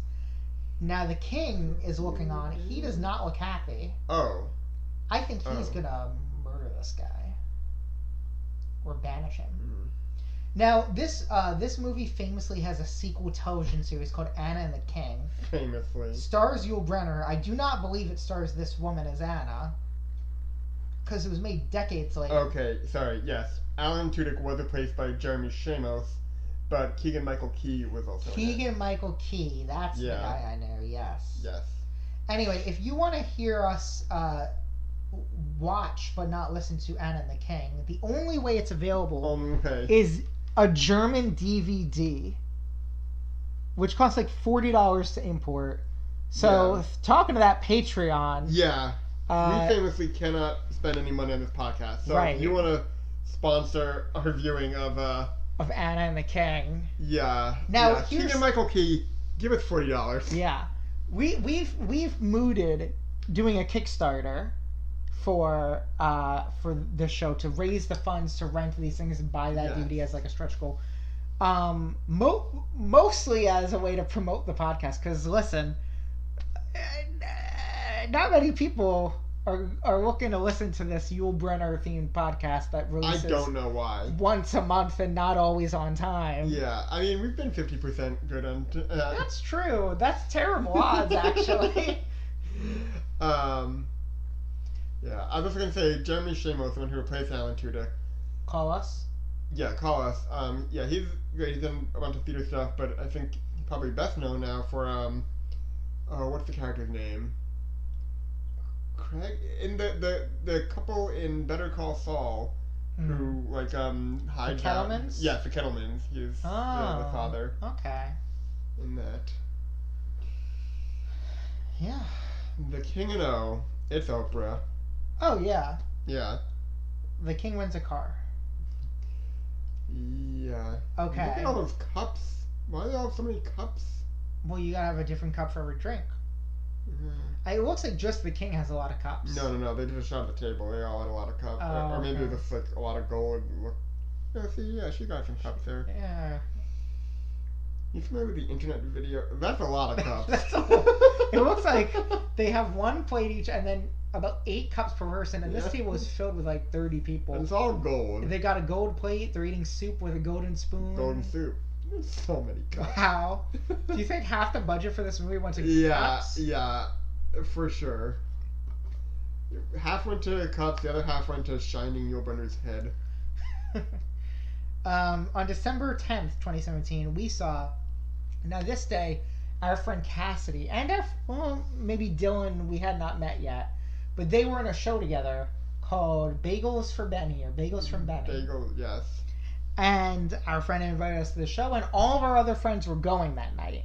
Mm-hmm. And we said, well, instead of that, let's go to Hamilton. Well, because it was like a last minute. I think we were planning on going. We were to planning, it. and then you got an offer for standing room tickets to Hamilton because Yes. you were friends with someone in the show. Yes. And the only way to get standing room tickets for that is if you're friends, if you know someone in the cast or I crew. think that's still true, but yes. And we paid like $40. Yep. So yeah, I believe we Where the went to an empty seat at intermission. all the cups, All the have cups are gone. All right. Sorry. Also, the king looks like he has wings. Yes. Hamilton. Yeah. I had not heard any of the songs before, which led to a running bit where whenever it was referenced afterwards, you would turn to me and go, "Oh, you get that now," which you still do to this day. Yeah. Been a while. Hot take, and actually this might be a hot take now. Hamilton's pretty good. I don't think it's a hot take. Well, it was for a while. There was a big backlash for a while. Remember? Yeah, I don't know if It's good. It's not the best thing Lin-Manuel Miranda's ever been involved with. No, We'll get to that later. Now, this was before another. I won't say the name, but another thing we sang. Yes, that was that we saw Cassidy. Yes. Not before Lama Pond, because we mentioned that already. No, the Charlotte's Web. Yes, it was before that. Oh, okay. By some time. I thought. Okay. Because that's on the list. That was in the summer. Because wasn't someone from Bagels at Benny? Okay. I think we're at the Uncle Tom's Cabin play. Hold on. Oh, that's what it is. They do this play for these people to be like, hey, look, we're civilized now. Oh, hate that. Yeah. Something yes, like that. Charlotte's Web is later. Okay. The King N P. writes itself. It really does, yeah. He's looking for a bathroom. Everywhere they're like customers only. Yeah. He's like, I'm the king. I'll buy this restaurant. Yeah. And they say, all right, but that's not. You're not really a customer of the restaurant at that point. You're just a customer of the building company. So. Yeah. It writes itself, folks. It really does, clearly. Now this. But we're not going to write it. This next one. Do you remember how long we talked about Strange and New England for Nancy Hart? Then we got to Hamilton, probably the most famous musical of the last 20 years, and went, eh. Oh, yeah. I like that. That's like, yeah. Everything's been said. Everything's been said.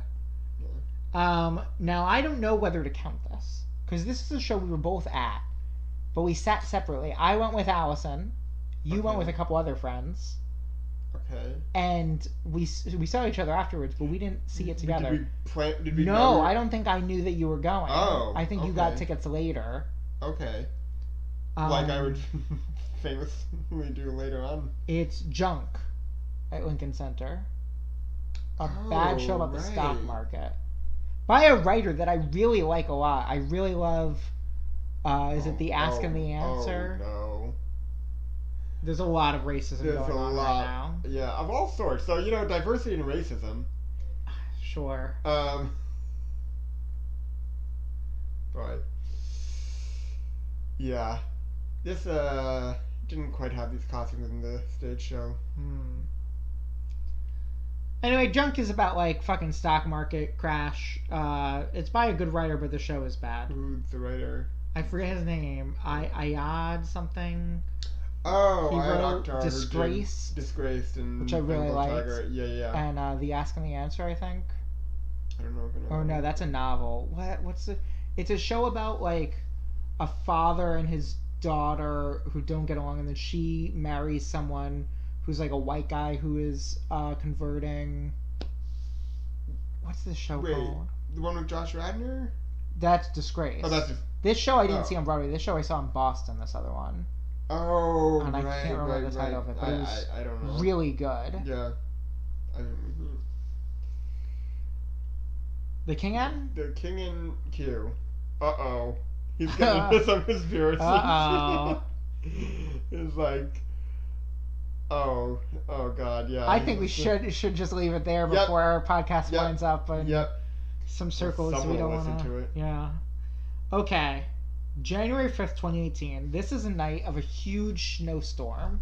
It was very cold out. It snowed a lot. We after the show that I'm about to mention, we went to the Aladdin stage door just to hang out with some of the cast and take pictures. You knew someone. Well, that doesn't make sense though, because that person got you into Hamilton. They wouldn't have still been in Aladdin. So maybe it wasn't. It was a different snowstorm. Was maybe? Yeah. Anyway, there was a snowstorm this night, and it was toasty warm in the theater, but it was cold outside. So toasty warm, and this show was so boring that we fell asleep during it, both of us. Oh yes. Do you know what show I'm talking about? It's got to be our pal John. John Lithgow, Stories by Heart, in which John Lithgow just reads 2 short stories and acts them out. And listen, I love John Lithgow in general. Yeah, he's great. But boy, It's Almost Christmas. He's the villain in one of my favorite Christmas movies, Santa Claus the Motion Picture. He plays an evil ad executive who wants to create Christmas 2 to sell candy canes and toys in like July. Yeah. That show. He's got a great novel, a great memoir about being an actor.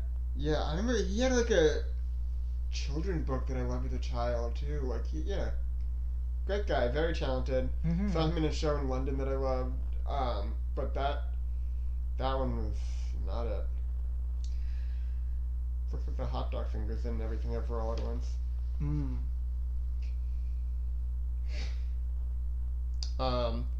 The King and R. He's a pirate. Yeah.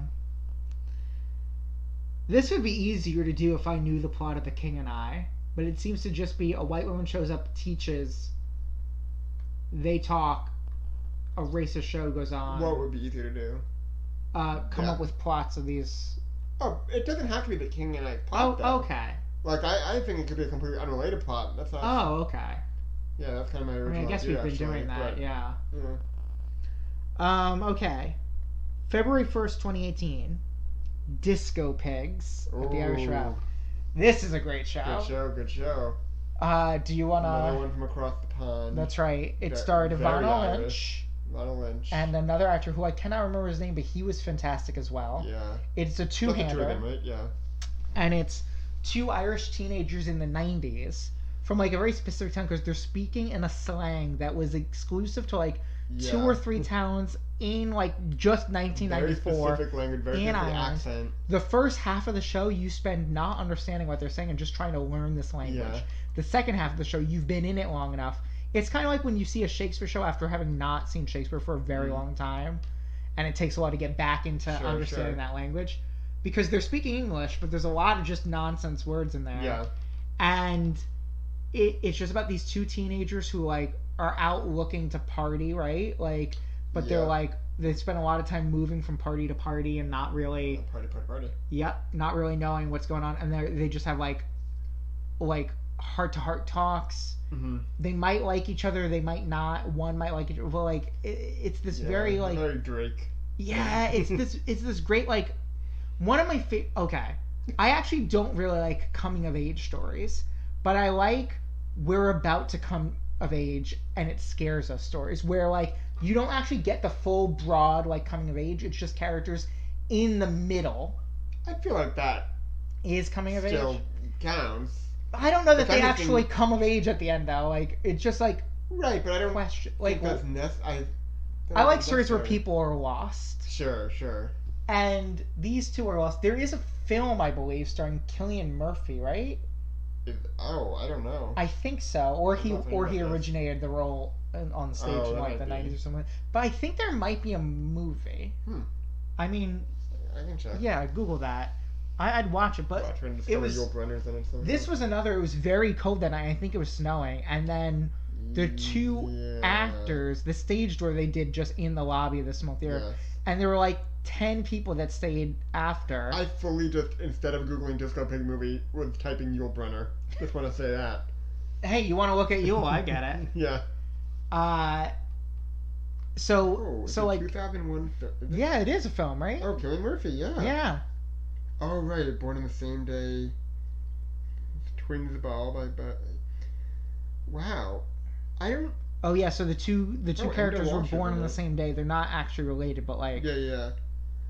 I don't think I knew about this movie. I also don't know if I realized the play was that old. I think we should watch this movie not for the podcast, just because. Yeah. Good movie. You guys don't get this. Yeah, we're gonna listen to this movie because it doesn't star Yul Brynner. Oh wow, this movie. I think they do change the story a little bit. Oh, I'm sure. But it's from Cork. Yeah, released November 16th, 2001. Yeah, a long time ago. Yeah. And the play's older than that. Yeah, from 1906. Yeah, the slang was current at that point, I think. Yeah, I guess so. Or close to. Yeah. But, yeah, it was just a very charming show and a really bizarre experience to watch. And then, yeah, afterwards, Also, after the stage tour, there were like 10 of us that stayed to hang out. And the actors came and just kind of hung out with us for like an hour. Yeah. Just chatted with them, and they were very charming as well. Yeah. Also, it's a weird little connection to now. So the only other is the Irish Repertory Theatre. Mm-hmm. And the only other show I've seen there was these snowflakes are cool. In the movie. The only other show I've seen there was this a few months ago. I saw Butcher Boy musical. Butcher Boy? Yep. Yeah, also very Irish story, surprise. But also... I think I've seen other things at the Irish Rap a long time ago. I might have seen the Cripple of Inishmaan at the Irish Rap. Oh, yeah, that happened there. I've never seen that. But, yeah, no, and Butcher Boy also, like, it heavily featured pigs, so it's a weird little thing. Like live pigs? No. Oh, that's too bad. People in pig masks. Oh, okay. But, yeah, so I thought funny. Pigs. They just showed a shot of Yul and Anna watching the show, and Yul made a talkie with, like, you know, like when you were like, oh, these people won't stop yapping, motion with your hand where you open and close it, as like a little joke to Anna. It was charming. Yeah. This is a way you can kind of get the language of Yul without listening. That's one of those things. Now this affected the sheet. Mm-hmm. Very similar to my 6th grade production of Honk the Musical Junior. During the blizzard in that show. The King and S Q U. We did R. The Pirates. A B C D E F G H I J K L M N O P Q R S. So King and S. The King and S. S. Devlin, a British set designer. They're all British too. Okay. Yeah, a British set designer has to design a set for The King and I. Yeah. Accidentally makes himself part of it. He gets trapped in the set.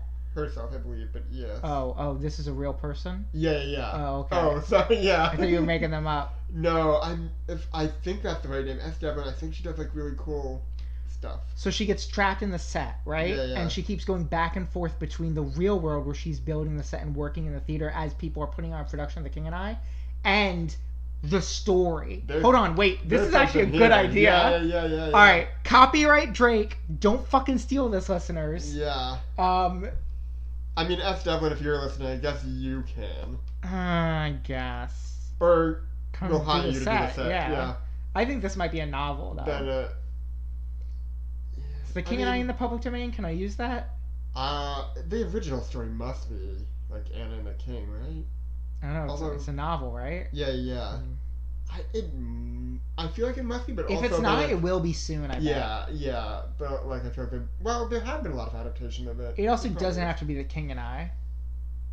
What do you mean? My story now, where I'm now taking it. Oh, yeah. No, in fact, I think it's definitely better. If it's not, like, it could be anything. The King and I set...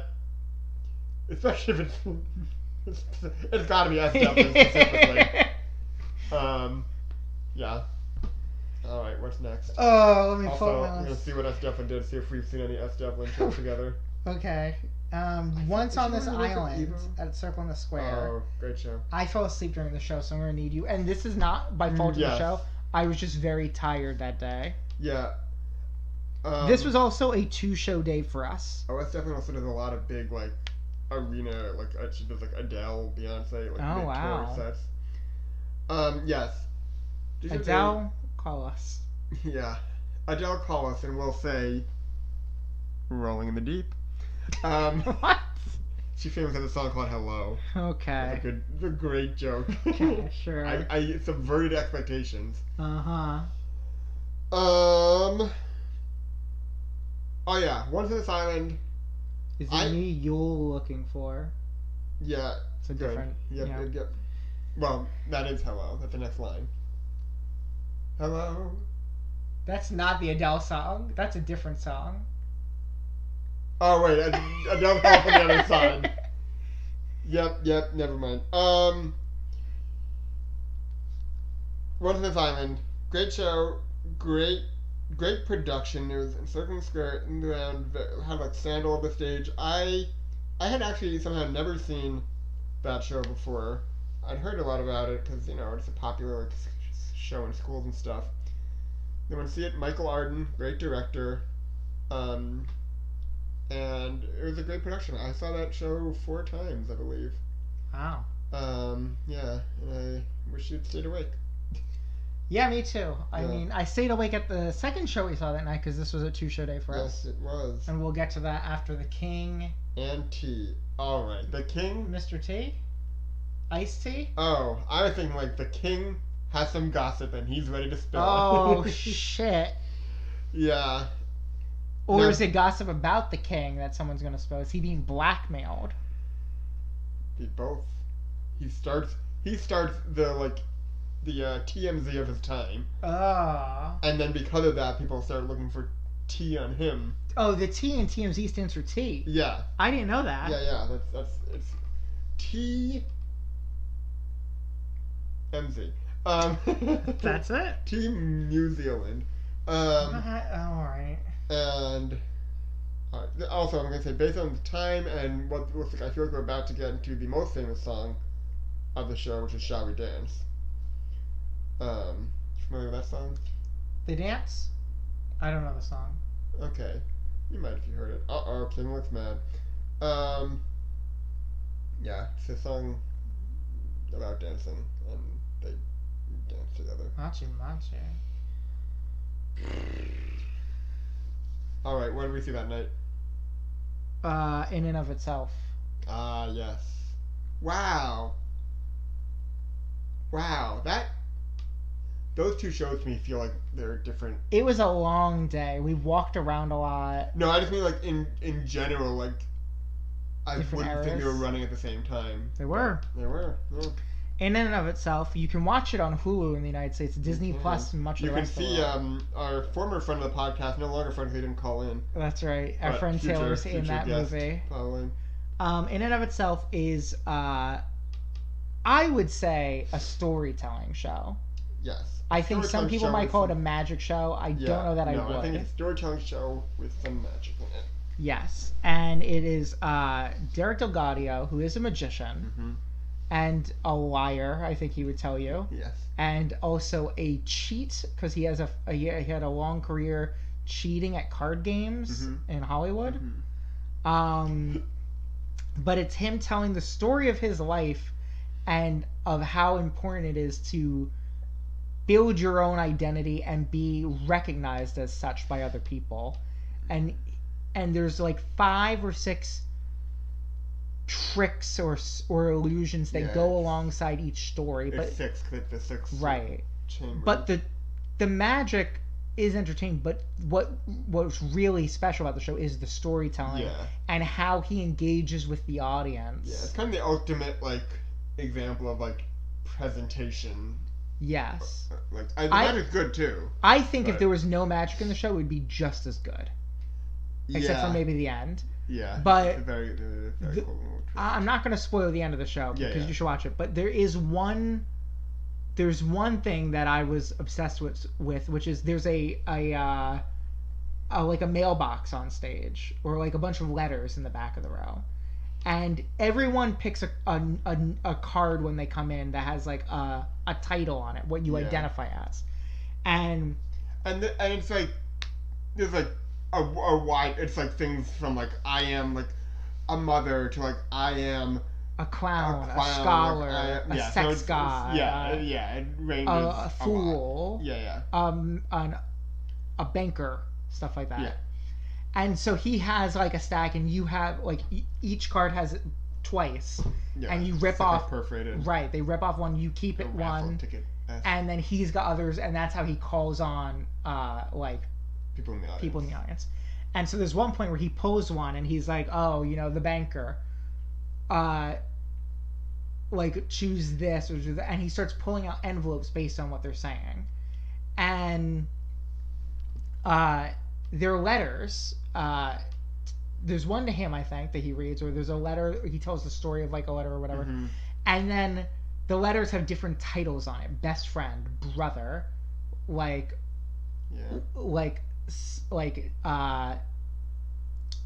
what's the word for like when you haven't seen someone in a long time, or when you're estranged stuff like that.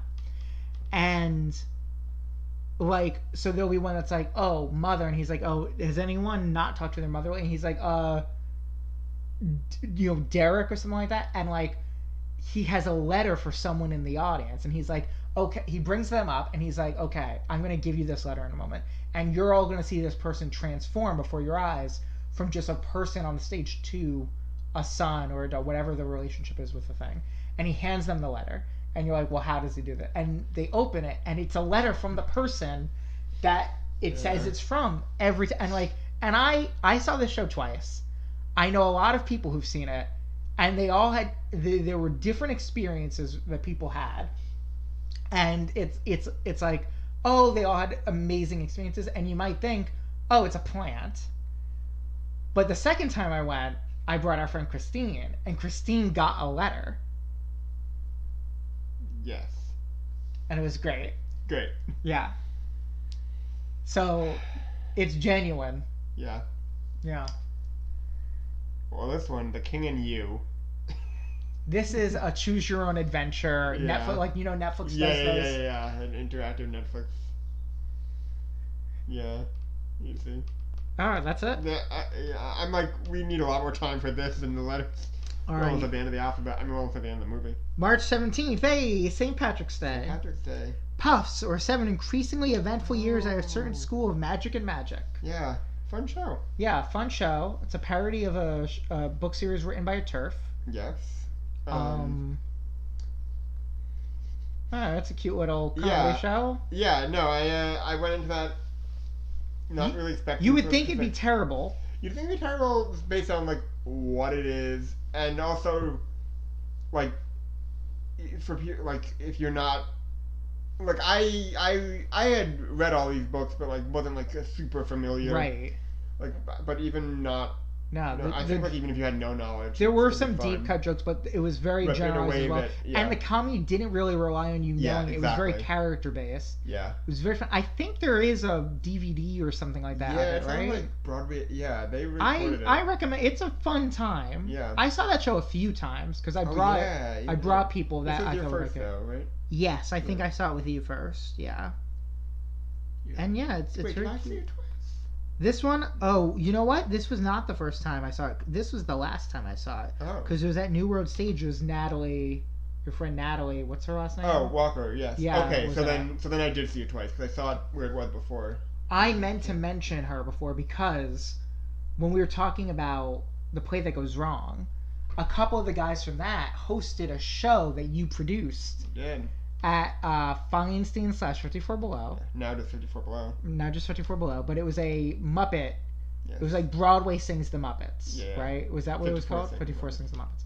And a different Broadway actor. 54 Celebrate the Muppets, actually, is what I chose to call it, not realizing after that they usually use Celebrate for the shows that are people who died. Well. But, yeah. R.I.P. I don't know. But it was like a very fun show where different Broadway performers and stuff like that sang different iconic songs from Muppets, Sesame Street, Fred Wreck, stuff like that. And those two guys hosted it. Mm-hmm. Two of the guys from The Play That Goes Wrong. Dave Hearn and Chris. And Chris? Wait, no. Oh my god. Come back to me. Okay. I mean, they're both very funny and very charming, but they hosted it. And I remember they did a little bit because she was in like Cabaret or something like that at the time off Broadway, right? Or like had recently been. And oh, what a great. well, no, I know she was in it or about to be in it because she sang from Muppets Take Manhattan, the song that the Baby Muppets sang. Gonna be a movie star. Yeah, Always Love You or something like that. And I'm gonna always love you. Always Love You. Which is a very fun song. She did a great performance. So you can watch this on YouTube. I'm in the video at one point.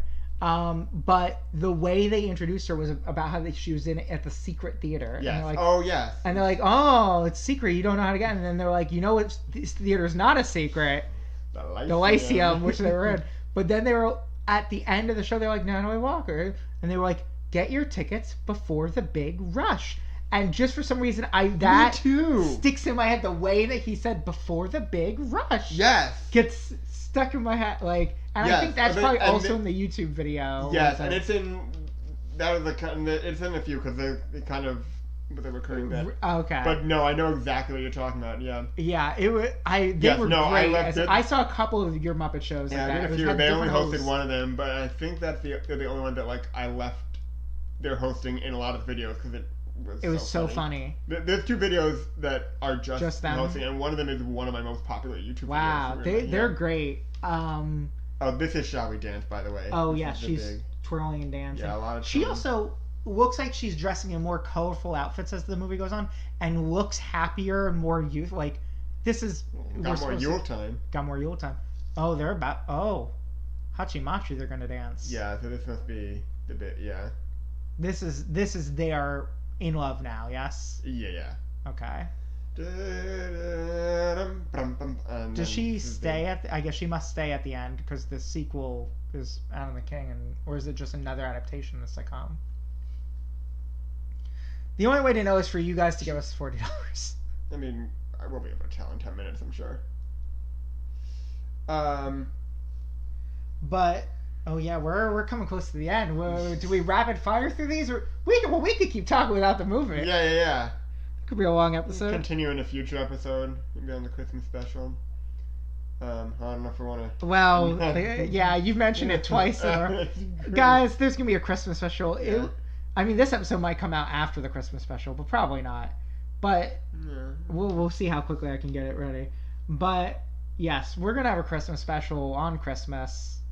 It's gonna be great. Well, you'll see. Yeah. Drake has some grand ideas for it, I believe. I have some. I don't have grand ideas for it, actually. Oh. I mean, I've got a present for you. Okay. Do you have a present for me, Phil? Not for the episode. Phil is coming to my home on Christmas Day.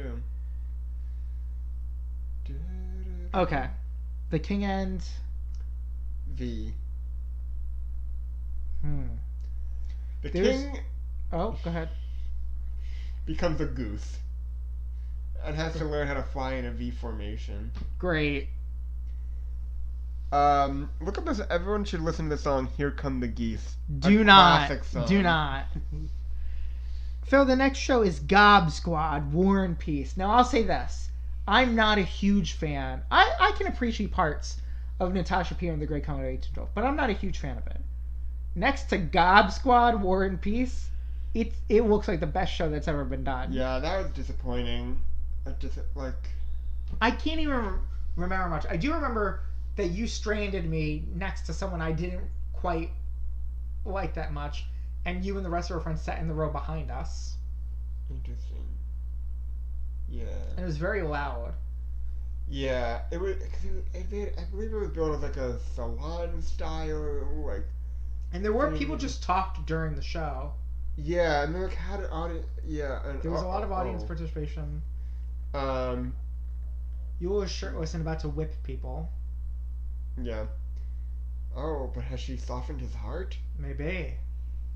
I also want to say a lot of these people have swords, but none of them have had a sword fight. Yeah, I don't think there's any sword fights. She's wearing his ring. Oh. I noticed very early on, I didn't mention, but Yul was wearing a green ring, and Anna's now wearing it. Oh yeah, this is Yul is mad at. Did they not invent shoes in this kingdom? yet? I don't know. Even outside, many of the characters are not wearing shoes. Which, like, there are a lot of cultures where you take your shoes off inside. This set actually looks remarkably similar to the Broadway set. A lot of big pillars, big grand floor. The King End. W.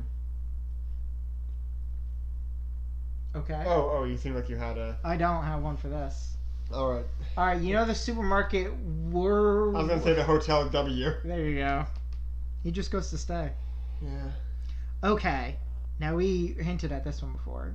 This is the show with the single best performance I've ever seen. Mm-hmm. We saw this show at the Armory on April 6, 2018. It's Yerma, starring Billie Piper. Yeah. This is another woman can't get pregnant shows. There's a weirdly a lot of those. Yeah. But this one does murder. Yeah. You like the murder part? I like the murder part. Reference to a thing most people won't be able to hear. Yeah. The #1 radio show in the nation. That's right. Yerma, I don't remember a lot of the plot, but what sticks with me is Billie Piper's performance, which she ran herself ragged in that show. She like fell to the floor a lot. She broke. I mean, I'm sure it wasn't real glass, but she like steps on glass. Yeah, she cries and screams like she had snot coming out of her nose by the end of it, and like the fact that she did that 8 times a week. Yeah, I genuinely don't know. And it was in that. So that was at the Armory, and if I remember correctly, there were like 2 sides of seating. That's right. They were basically in a glass box. Yes. Oh, so it was Yeah, the entire theater. That may have been an S. Devlin set actually. She did Broadway, the Lehman trilogy. I didn't see it. Yeah, and I already forgot the other. But yeah, it's a cool set. Yeah, Yerma, very good. There was an actor in that from a recording of that? Right? Oh yes, you saw, and we met the actor afterwards, and he was very happy to meet you. I forget his name, Chewing but Gum? if you're familiar with Chewing Gum, he plays Christian in that, and it was very. I've seen 2 actors from that show, and think both times not having any idea they were in it going into it. Yeah, Yerma, very good. Very Love good. the Armory. Yeah. You saw Hamlet there this past year, right? Good, yeah. Good production of Hamlet. Yeah. But we didn't see it together, so we won't be discussing it. Yeah. Oh, American Psycho was the other big S. Devlin. I won the lottery for that, but it was raining, so I didn't go. You missed out. I'm told. Rachel, if you're listening, your password is American Psycho. Yeah. Call in. It's very possible Rachel might just say that at some point. Well, she's got to call in. Got to call in 518-966-2442. Right. Oh boy. The can. S. Devlin did do Yerma. Okay. Great. So that's our S. Devlin show. There we go. What did you say? The King and Oh. X. The King and X. The King gets into drugs again. Or the King gets it given to him.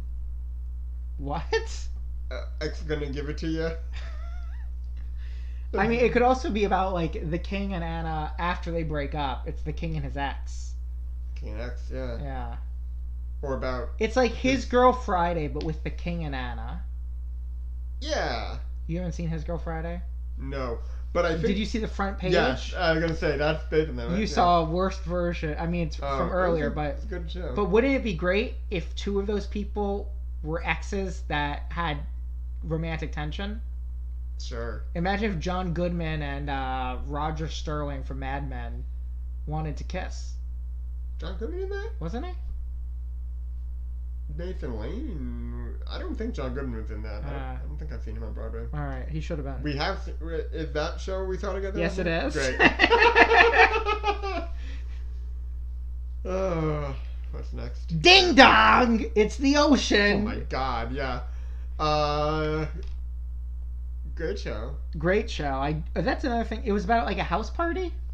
Yeah, also a climate change parable, and yeah, the space here. Oh no, Jack with the Jack performance in Brooklyn. Yep, the Jack. that does not exist anymore, but I believe they've moved somewhere else.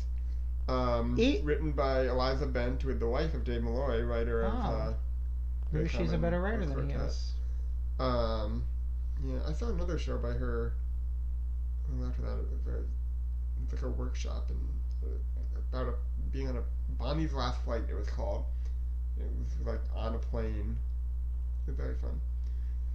I really liked the show. It was very much like a hangout show, just like a play about regular people talking to each other for the most part. Yes, I think this might be wrong, but I think it was directed by Annie Tipp, who also did Ghost Quartet. So maybe I'm an Annie Tipp fan. Yeah, well, she's directing that Dave Malloy show in Boston in January. Fool me once. We'll get to that. All right. On May 24th, that was May 23rd. The next day, May 24th, we saw Harry Potter and the Cursed Child Part 1. Wow, that is another thing that, like, those two shows feel so different time-wise to me. Yep. But, yeah. Day later. Harry Potter and the Cursed Child Part 1 has... Look, who gives a shit about Harry Potter anymore, right? But Harry Potter and the Cursed Child Part 1 has a thing in it that breaks the continuity of all of Harry Potter so egregiously that to have it in it truly makes the rest of the series, and it's canon, they all made it very clear, this is the 8th Harry Potter story. It truly makes the rest of the story not make sense. You know what I'm talking about, of course. I'm talking about the Trolley Witch. Trolley Witch. So in Harry Potter and the Cursed Child, if you're unfamiliar, there is a Trolley Witch. She's in the other one. She goes, anything off the trolley, dears? Sells them candy and whatnot. And in Cursed Child, two kids try to jump off the train, and she goes, nobody's allowed off the train until we get to Hogwarts. I'm the guardian of this train. I've guarded this train since its first trip. You know, for thousands of years I guarded this train. And she grows claws on her fingers. Sorry. I'm just going to say this. That's right. They don't end up together. The king is dying? Yeah, I forgot. I completely forgot that. What's the sitcom about? She found a new king. All right, Lewis becomes king. The king is... I haven't really even been looking at the screen that much. Yeah, I can't believe I forgot that. Yeah, spoiler alert if you're not watching. More like the king in Lie, because he's lying in bed. Yeah. Anyway, the Trolley Witch grows claws that... In the script, it's like, whoa, she's got swords for hands. And it doesn't look like she grows claws. It looks like nails her get fingers slightly get longer. Yeah. It looks terrible. Great. And you learn that even though mostly what she does is sell candy, she also, on every trip of the Hogwarts Express, guards the train to make sure nobody gets on or off that's not supposed to be there. Mm-hmm. And she's worked this job ever since the founding of Hogwarts. Now, here's why this breaks the continuity. That means this woman's functionally immortal because she's hundreds, if not thousands of years old. The main conflict of Harry Potter is that Voldemort wants to be immortal, so he does a bunch of murders and shit, creates a whole fascist army just for that. Now, so you can make these Horcruxes and live forever with your soul shattered by doing murders, or you could work a solid 3 days a year on the Hogwarts Express. The day it goes... 4 days, sorry. The day it goes to Hogwarts, Christmas back to London.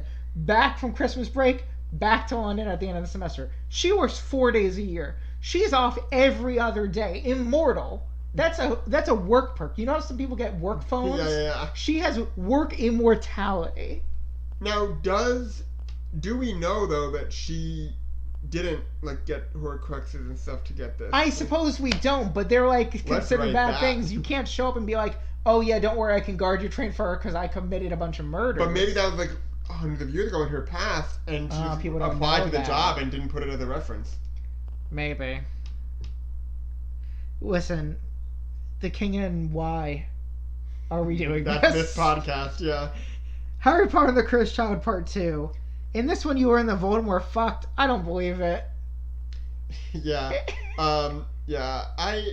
Harry Potter, both of the, well, now it's one part. Yes, which is probably better. Yes, I've heard it's good because it's like... Do they just cut all the dark parallel world stuff? No, it's like this full... I mean, there was a lot in that show that could be trimmed, and also, like... I hope they kept the stairs thing. Well, yeah, they kept the stair thing. Apparently, it even feels more like a love story between Alice and Scorpius. They in love.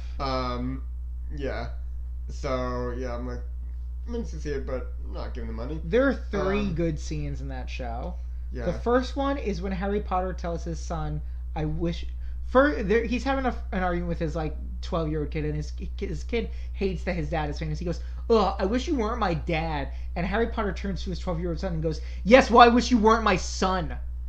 And it's great. That's Harry Potter, an angsty little bitch. And then later on, he talks to like Dumbledore's painting. He's like, "Dude, you suck. You raised me to be a child soldier. That's messed up." And Dumbledore goes, "Eh." And then there's a stair scene where two boys look longingly at each other on the stairs. Yeah. Also, a very cool time travel effect where it feels like there is a physical ripple in the room. Yeah. I don't know how they did that, but it's very cool. It is, yeah, it's very cool. The only good magic, I would say. And also, people loved this show. I got into so many arguments about this show after we saw it. I had a very good time with this show. I think the show is better if you do not care about Harry Potter. I'm sure. It's got a bad script, first of all. Yeah, like, go for the spectacle of it, and that's why I bet like, it's better now, because like, I think they kept all the magic stuff, just condensed it. But one of my favorite effects is the phone booth. Remember they like go into the phone booth? Yes. And then I saw this show again. Whereas, like months later, I saw 2 parts in one day. I did it 2 parts in one day in that part, and I had brought a friend who had never seen it, and I didn't spoil anything. I was just like, oh, I'm so excited for you to see my favorite effect. And so what it is like in the show, there's... I just want to point out that the king has green jingle bells on now. Yeah, green means death. Yay! Bye, Papa! Yes, kids for death. How could you do this to me? I'm forgetting the like Harry Potter name for it. Basically, there's a phone booth. The characters walk in, they're like... they hold up a cloak, and then the cloak swoops in and they're gone because they moved. Yeah, it's a cool like teleport effect. Yeah, it's very cool. So the second time I saw it, character goes up, standing there, and then just walks off the side of the stage, and I'm like, wasn't that where the effect was? That's weird. There's like some sort of technical. And there was, issue. And then there was a technical error apparently, and so it did not happen at all in the show. It happened a few times normally.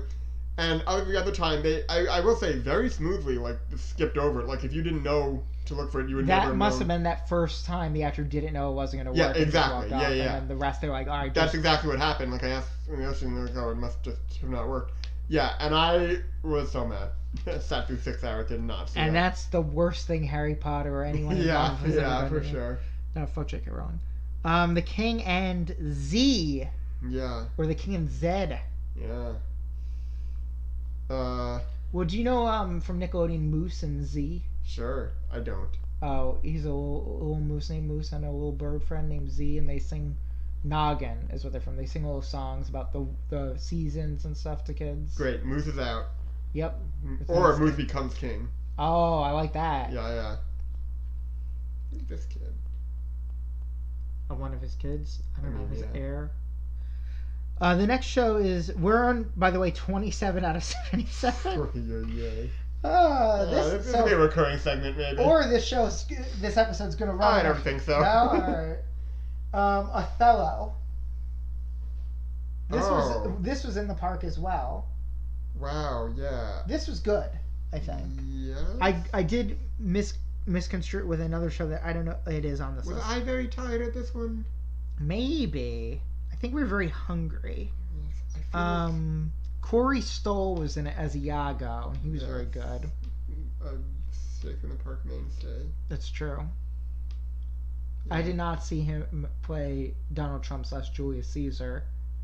He didn't play that. Oh, role. I thought he was in that role. I think he was in it, but he wasn't that. Oh, he like it was like, I forget the. It was an actor like Brutus or something. Okay. Yeah, he might have been Brutus. Anyway, I don't remember much about that show, but I remember he was great. Yeah. You want to start blowing through as many of these as we can? I mean, we might as well. Head Over Heels, a bad show. Great show. Has one good number. This show has the Glee effect, where they pat themselves in the back for having representation, and Well, they make fun of the people they're representing and go, it's okay to make jokes about fat or gay people because we've got actors who are those. That is true. There is a bit of that. With some script editing, though. Great show. I mean, the I saw music's that good. show 4 times. Fight the Go-Go's. Yeah. That, someone I know is in some production of that now. Shout out to you. Great. At the Delacorte again, 12th Night. This is the Shayna Taub Incredible. adaptation. Very good. Is this the one with Malvolio? Yes. Yeah. Great. Yeah, might be my favorite thing I've seen there. It was really good. Yeah. And did they do another run? Did they do a full run of that? They did. Is this? This must be that, right? 2018. Yeah, because they did a Public Works version a couple years before. Oh, but we didn't see that together. We didn't see that together. My friend Irene was in that Exactly. one.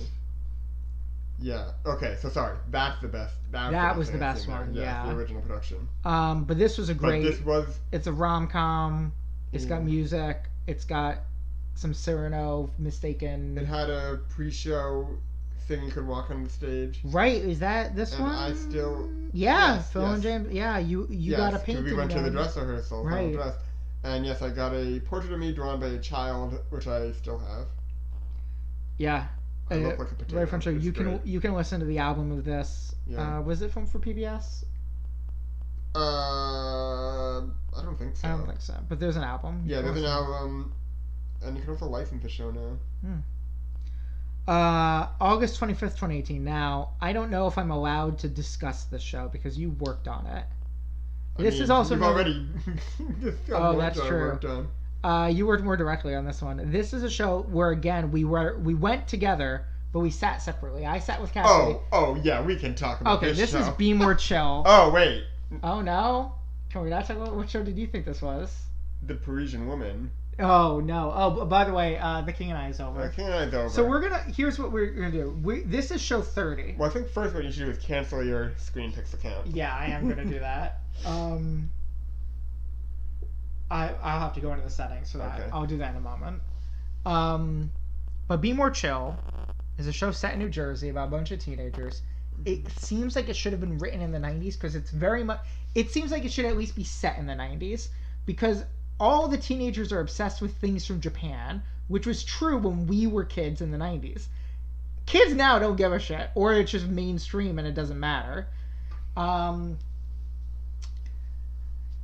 It's got one good song, one really good. It has a few good songs, but it's got one really good song called "Michael in the Bathroom," which is better out of context. Where I thought it was about a boy who was in love with someone who left him at a party. Turns out they're just friends. In some ways, it is. Also, Mountain Dew Code Red has a weirdly large role in the plot of the show. It does. And there's also one character who is a bully at the beginning. And picks on a kid for being gay, and then towards the end of the show, this is representation apparently. They meet this kid again in the hospital, and he's making jokes, and he goes, "I'm totally bi now," and that's supposed to be bisexual representation. And kids on Tumblr ate that shit up. But guess what? Actually, just having a character about 2 minutes from the end of the show go, "Oh, I'm bisexual," that's actually not representation. That's just as much representation as J.K. Rowling did when she said Dumbledore was gay. I guess it's slightly more because she said it after the fact. Yeah. They at least said, "Oh, he's bi in the show."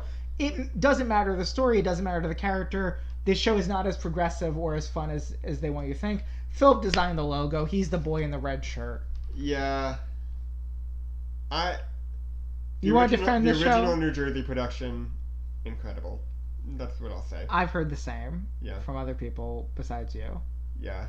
Tumblr. And I should also stipulate that the one we're talking about is not the Broadway production. It's the off-Broadway production from the year before it was on Broadway. Right. I didn't go to the Broadway production because I did not like the show. Yeah, it was essentially the same. I did hang out with you and Cassidy and the writer of the show in his apartment while you went over... the weekend of making the logo, right? That's right. Yeah. So yeah, the logo is a figure in a red shirt with the off-Broadway logo with a TV on his head. Just color stripes. Oh, okay. So the idea it is an adaptation of the original New Jersey logo. Right. Yeah. Which then they changed for Broadway to a bad thing. But they did do my title treatment. Then when we went to London, they went back to my Yours? thing with some tweaks in a way that looks really good. Did you get a cut of that? Sure didn't. But hey, I got a free sweater that I don't know if I still own. Yeah. Where's mine? Yeah, I do not care for that show. Now, let me see if the next one is Parisian good. Women. Didn't we see that at the same time? That must have been before that. I don't think I had you listed for that because you sat in the orchestra and I sat. Yeah, talk about a bad show. That doesn't. I don't think that's on this list. That was a bad show. I learned from that show that what's Uma Thurman. Uma Thurman does not know how to kiss. Yeah. But it's not on the list. So yeah, so 78, 79 shows we've seen together. Well, that was the 30th. Oh, and actually, yeah, okay. So I guess we'll leave off there, and we could do the rest on another show. Sure. So that was The King and I. Final thoughts? Looked racist. Looked racist, yeah, but looked like a more racist version of the show. Now I want to be clear. The show, the most recent production of it on Broadway, I had never seen any version of it before that, and kind of went into it thinking like it'll be fine. And I'm realizing shows I love 4 times is kind of a, because I saw that show 4 times. The King and I? The King and I, yeah. Oh wow. Which I was not. 3 or 4. Did you love this show? Yeah, it was. Oh. Incredible. This was like 2017, 2016. Yeah, and then it was incredible production. Beautiful. It was in Lincoln Center. Like, still the most beautiful thing I've seen there, I think. And it was great. And so, yeah, Howard then saw with Marin Maisie, who, she passed away a few years ago. She was so good. And then, and I was there for the last performance, which then ended up being like her last performance in general, and it was so good. And was Yul in it? No, it was what's his name? Where is Yul buried? California? We looked into this. We did. He died in New York City. He died on 69th Street. Nice. Wait, I don't think he's buried here though. Right. Sorry, I'm still trying to remember the king's name. I don't know. It's some guy who people know from TV. You know that guy that people know from TV? He was very good. That's that guy. It was Kevin James. He played the King of Queens on TV, and then it said, "It's time for you to don the crown once more." King of Queens and I. Yeah, that's right. Oh man. How did we not do that while the King and Q was taken? Wasn't the game. All right, next month we've got, I believe, I have to check, but I think next month we have a 2-part episode. Oh? The 10 Commandments is our next movie. It's nearly 4 hours long. God. And I believe it's on 2 Blu-ray discs. Ken Watanabe played the King. He's great. He was great. Yes. Oh, that sounds really good. Yeah. I would say he's more a movie guy. Yeah, and Ruthie and Maya. Oh, what a good cast. Was a movie guy. Yeah, I don't know. I don't think I knew him from anything else. But Conor. Actually, what a great cast. Anyway. Folks, that production was filmed. Oh, is it on Broadway World? On Broadway HD. It's on Broadway HD. Something. Yeah. Technically it's the London production, but it's the same cast. Production, same cast mostly. Maybe I'll check it out. Yeah. All right, folks. This was Here's Looking at Yule Kid episode 2. Next month we'll be back with the 10 Commandments. But hey, what's that sound? It's Santa on his sleigh. Next week, Sound of Santa. On Christmas Day, you can listen to Here's Looking at Yule Kid, the Christmas special. Great. Now this episode has to be released before it. Yep. All right, and I'll sing the outro. Yep, sing our outro song. We did it. We did it. We looked at Yule. That's it. I really thought you were going to start with, well, it's been a long day. I thought day would be in there for sure. Well, it's been a long day. Watching Yule, now we're going away. It's time to hit the hay. Tool. Oh. I don't know. Yeah. What a tool? Everyone go to sleep. I was rhyming with Yule, We're done. This is done. Thanks for listening.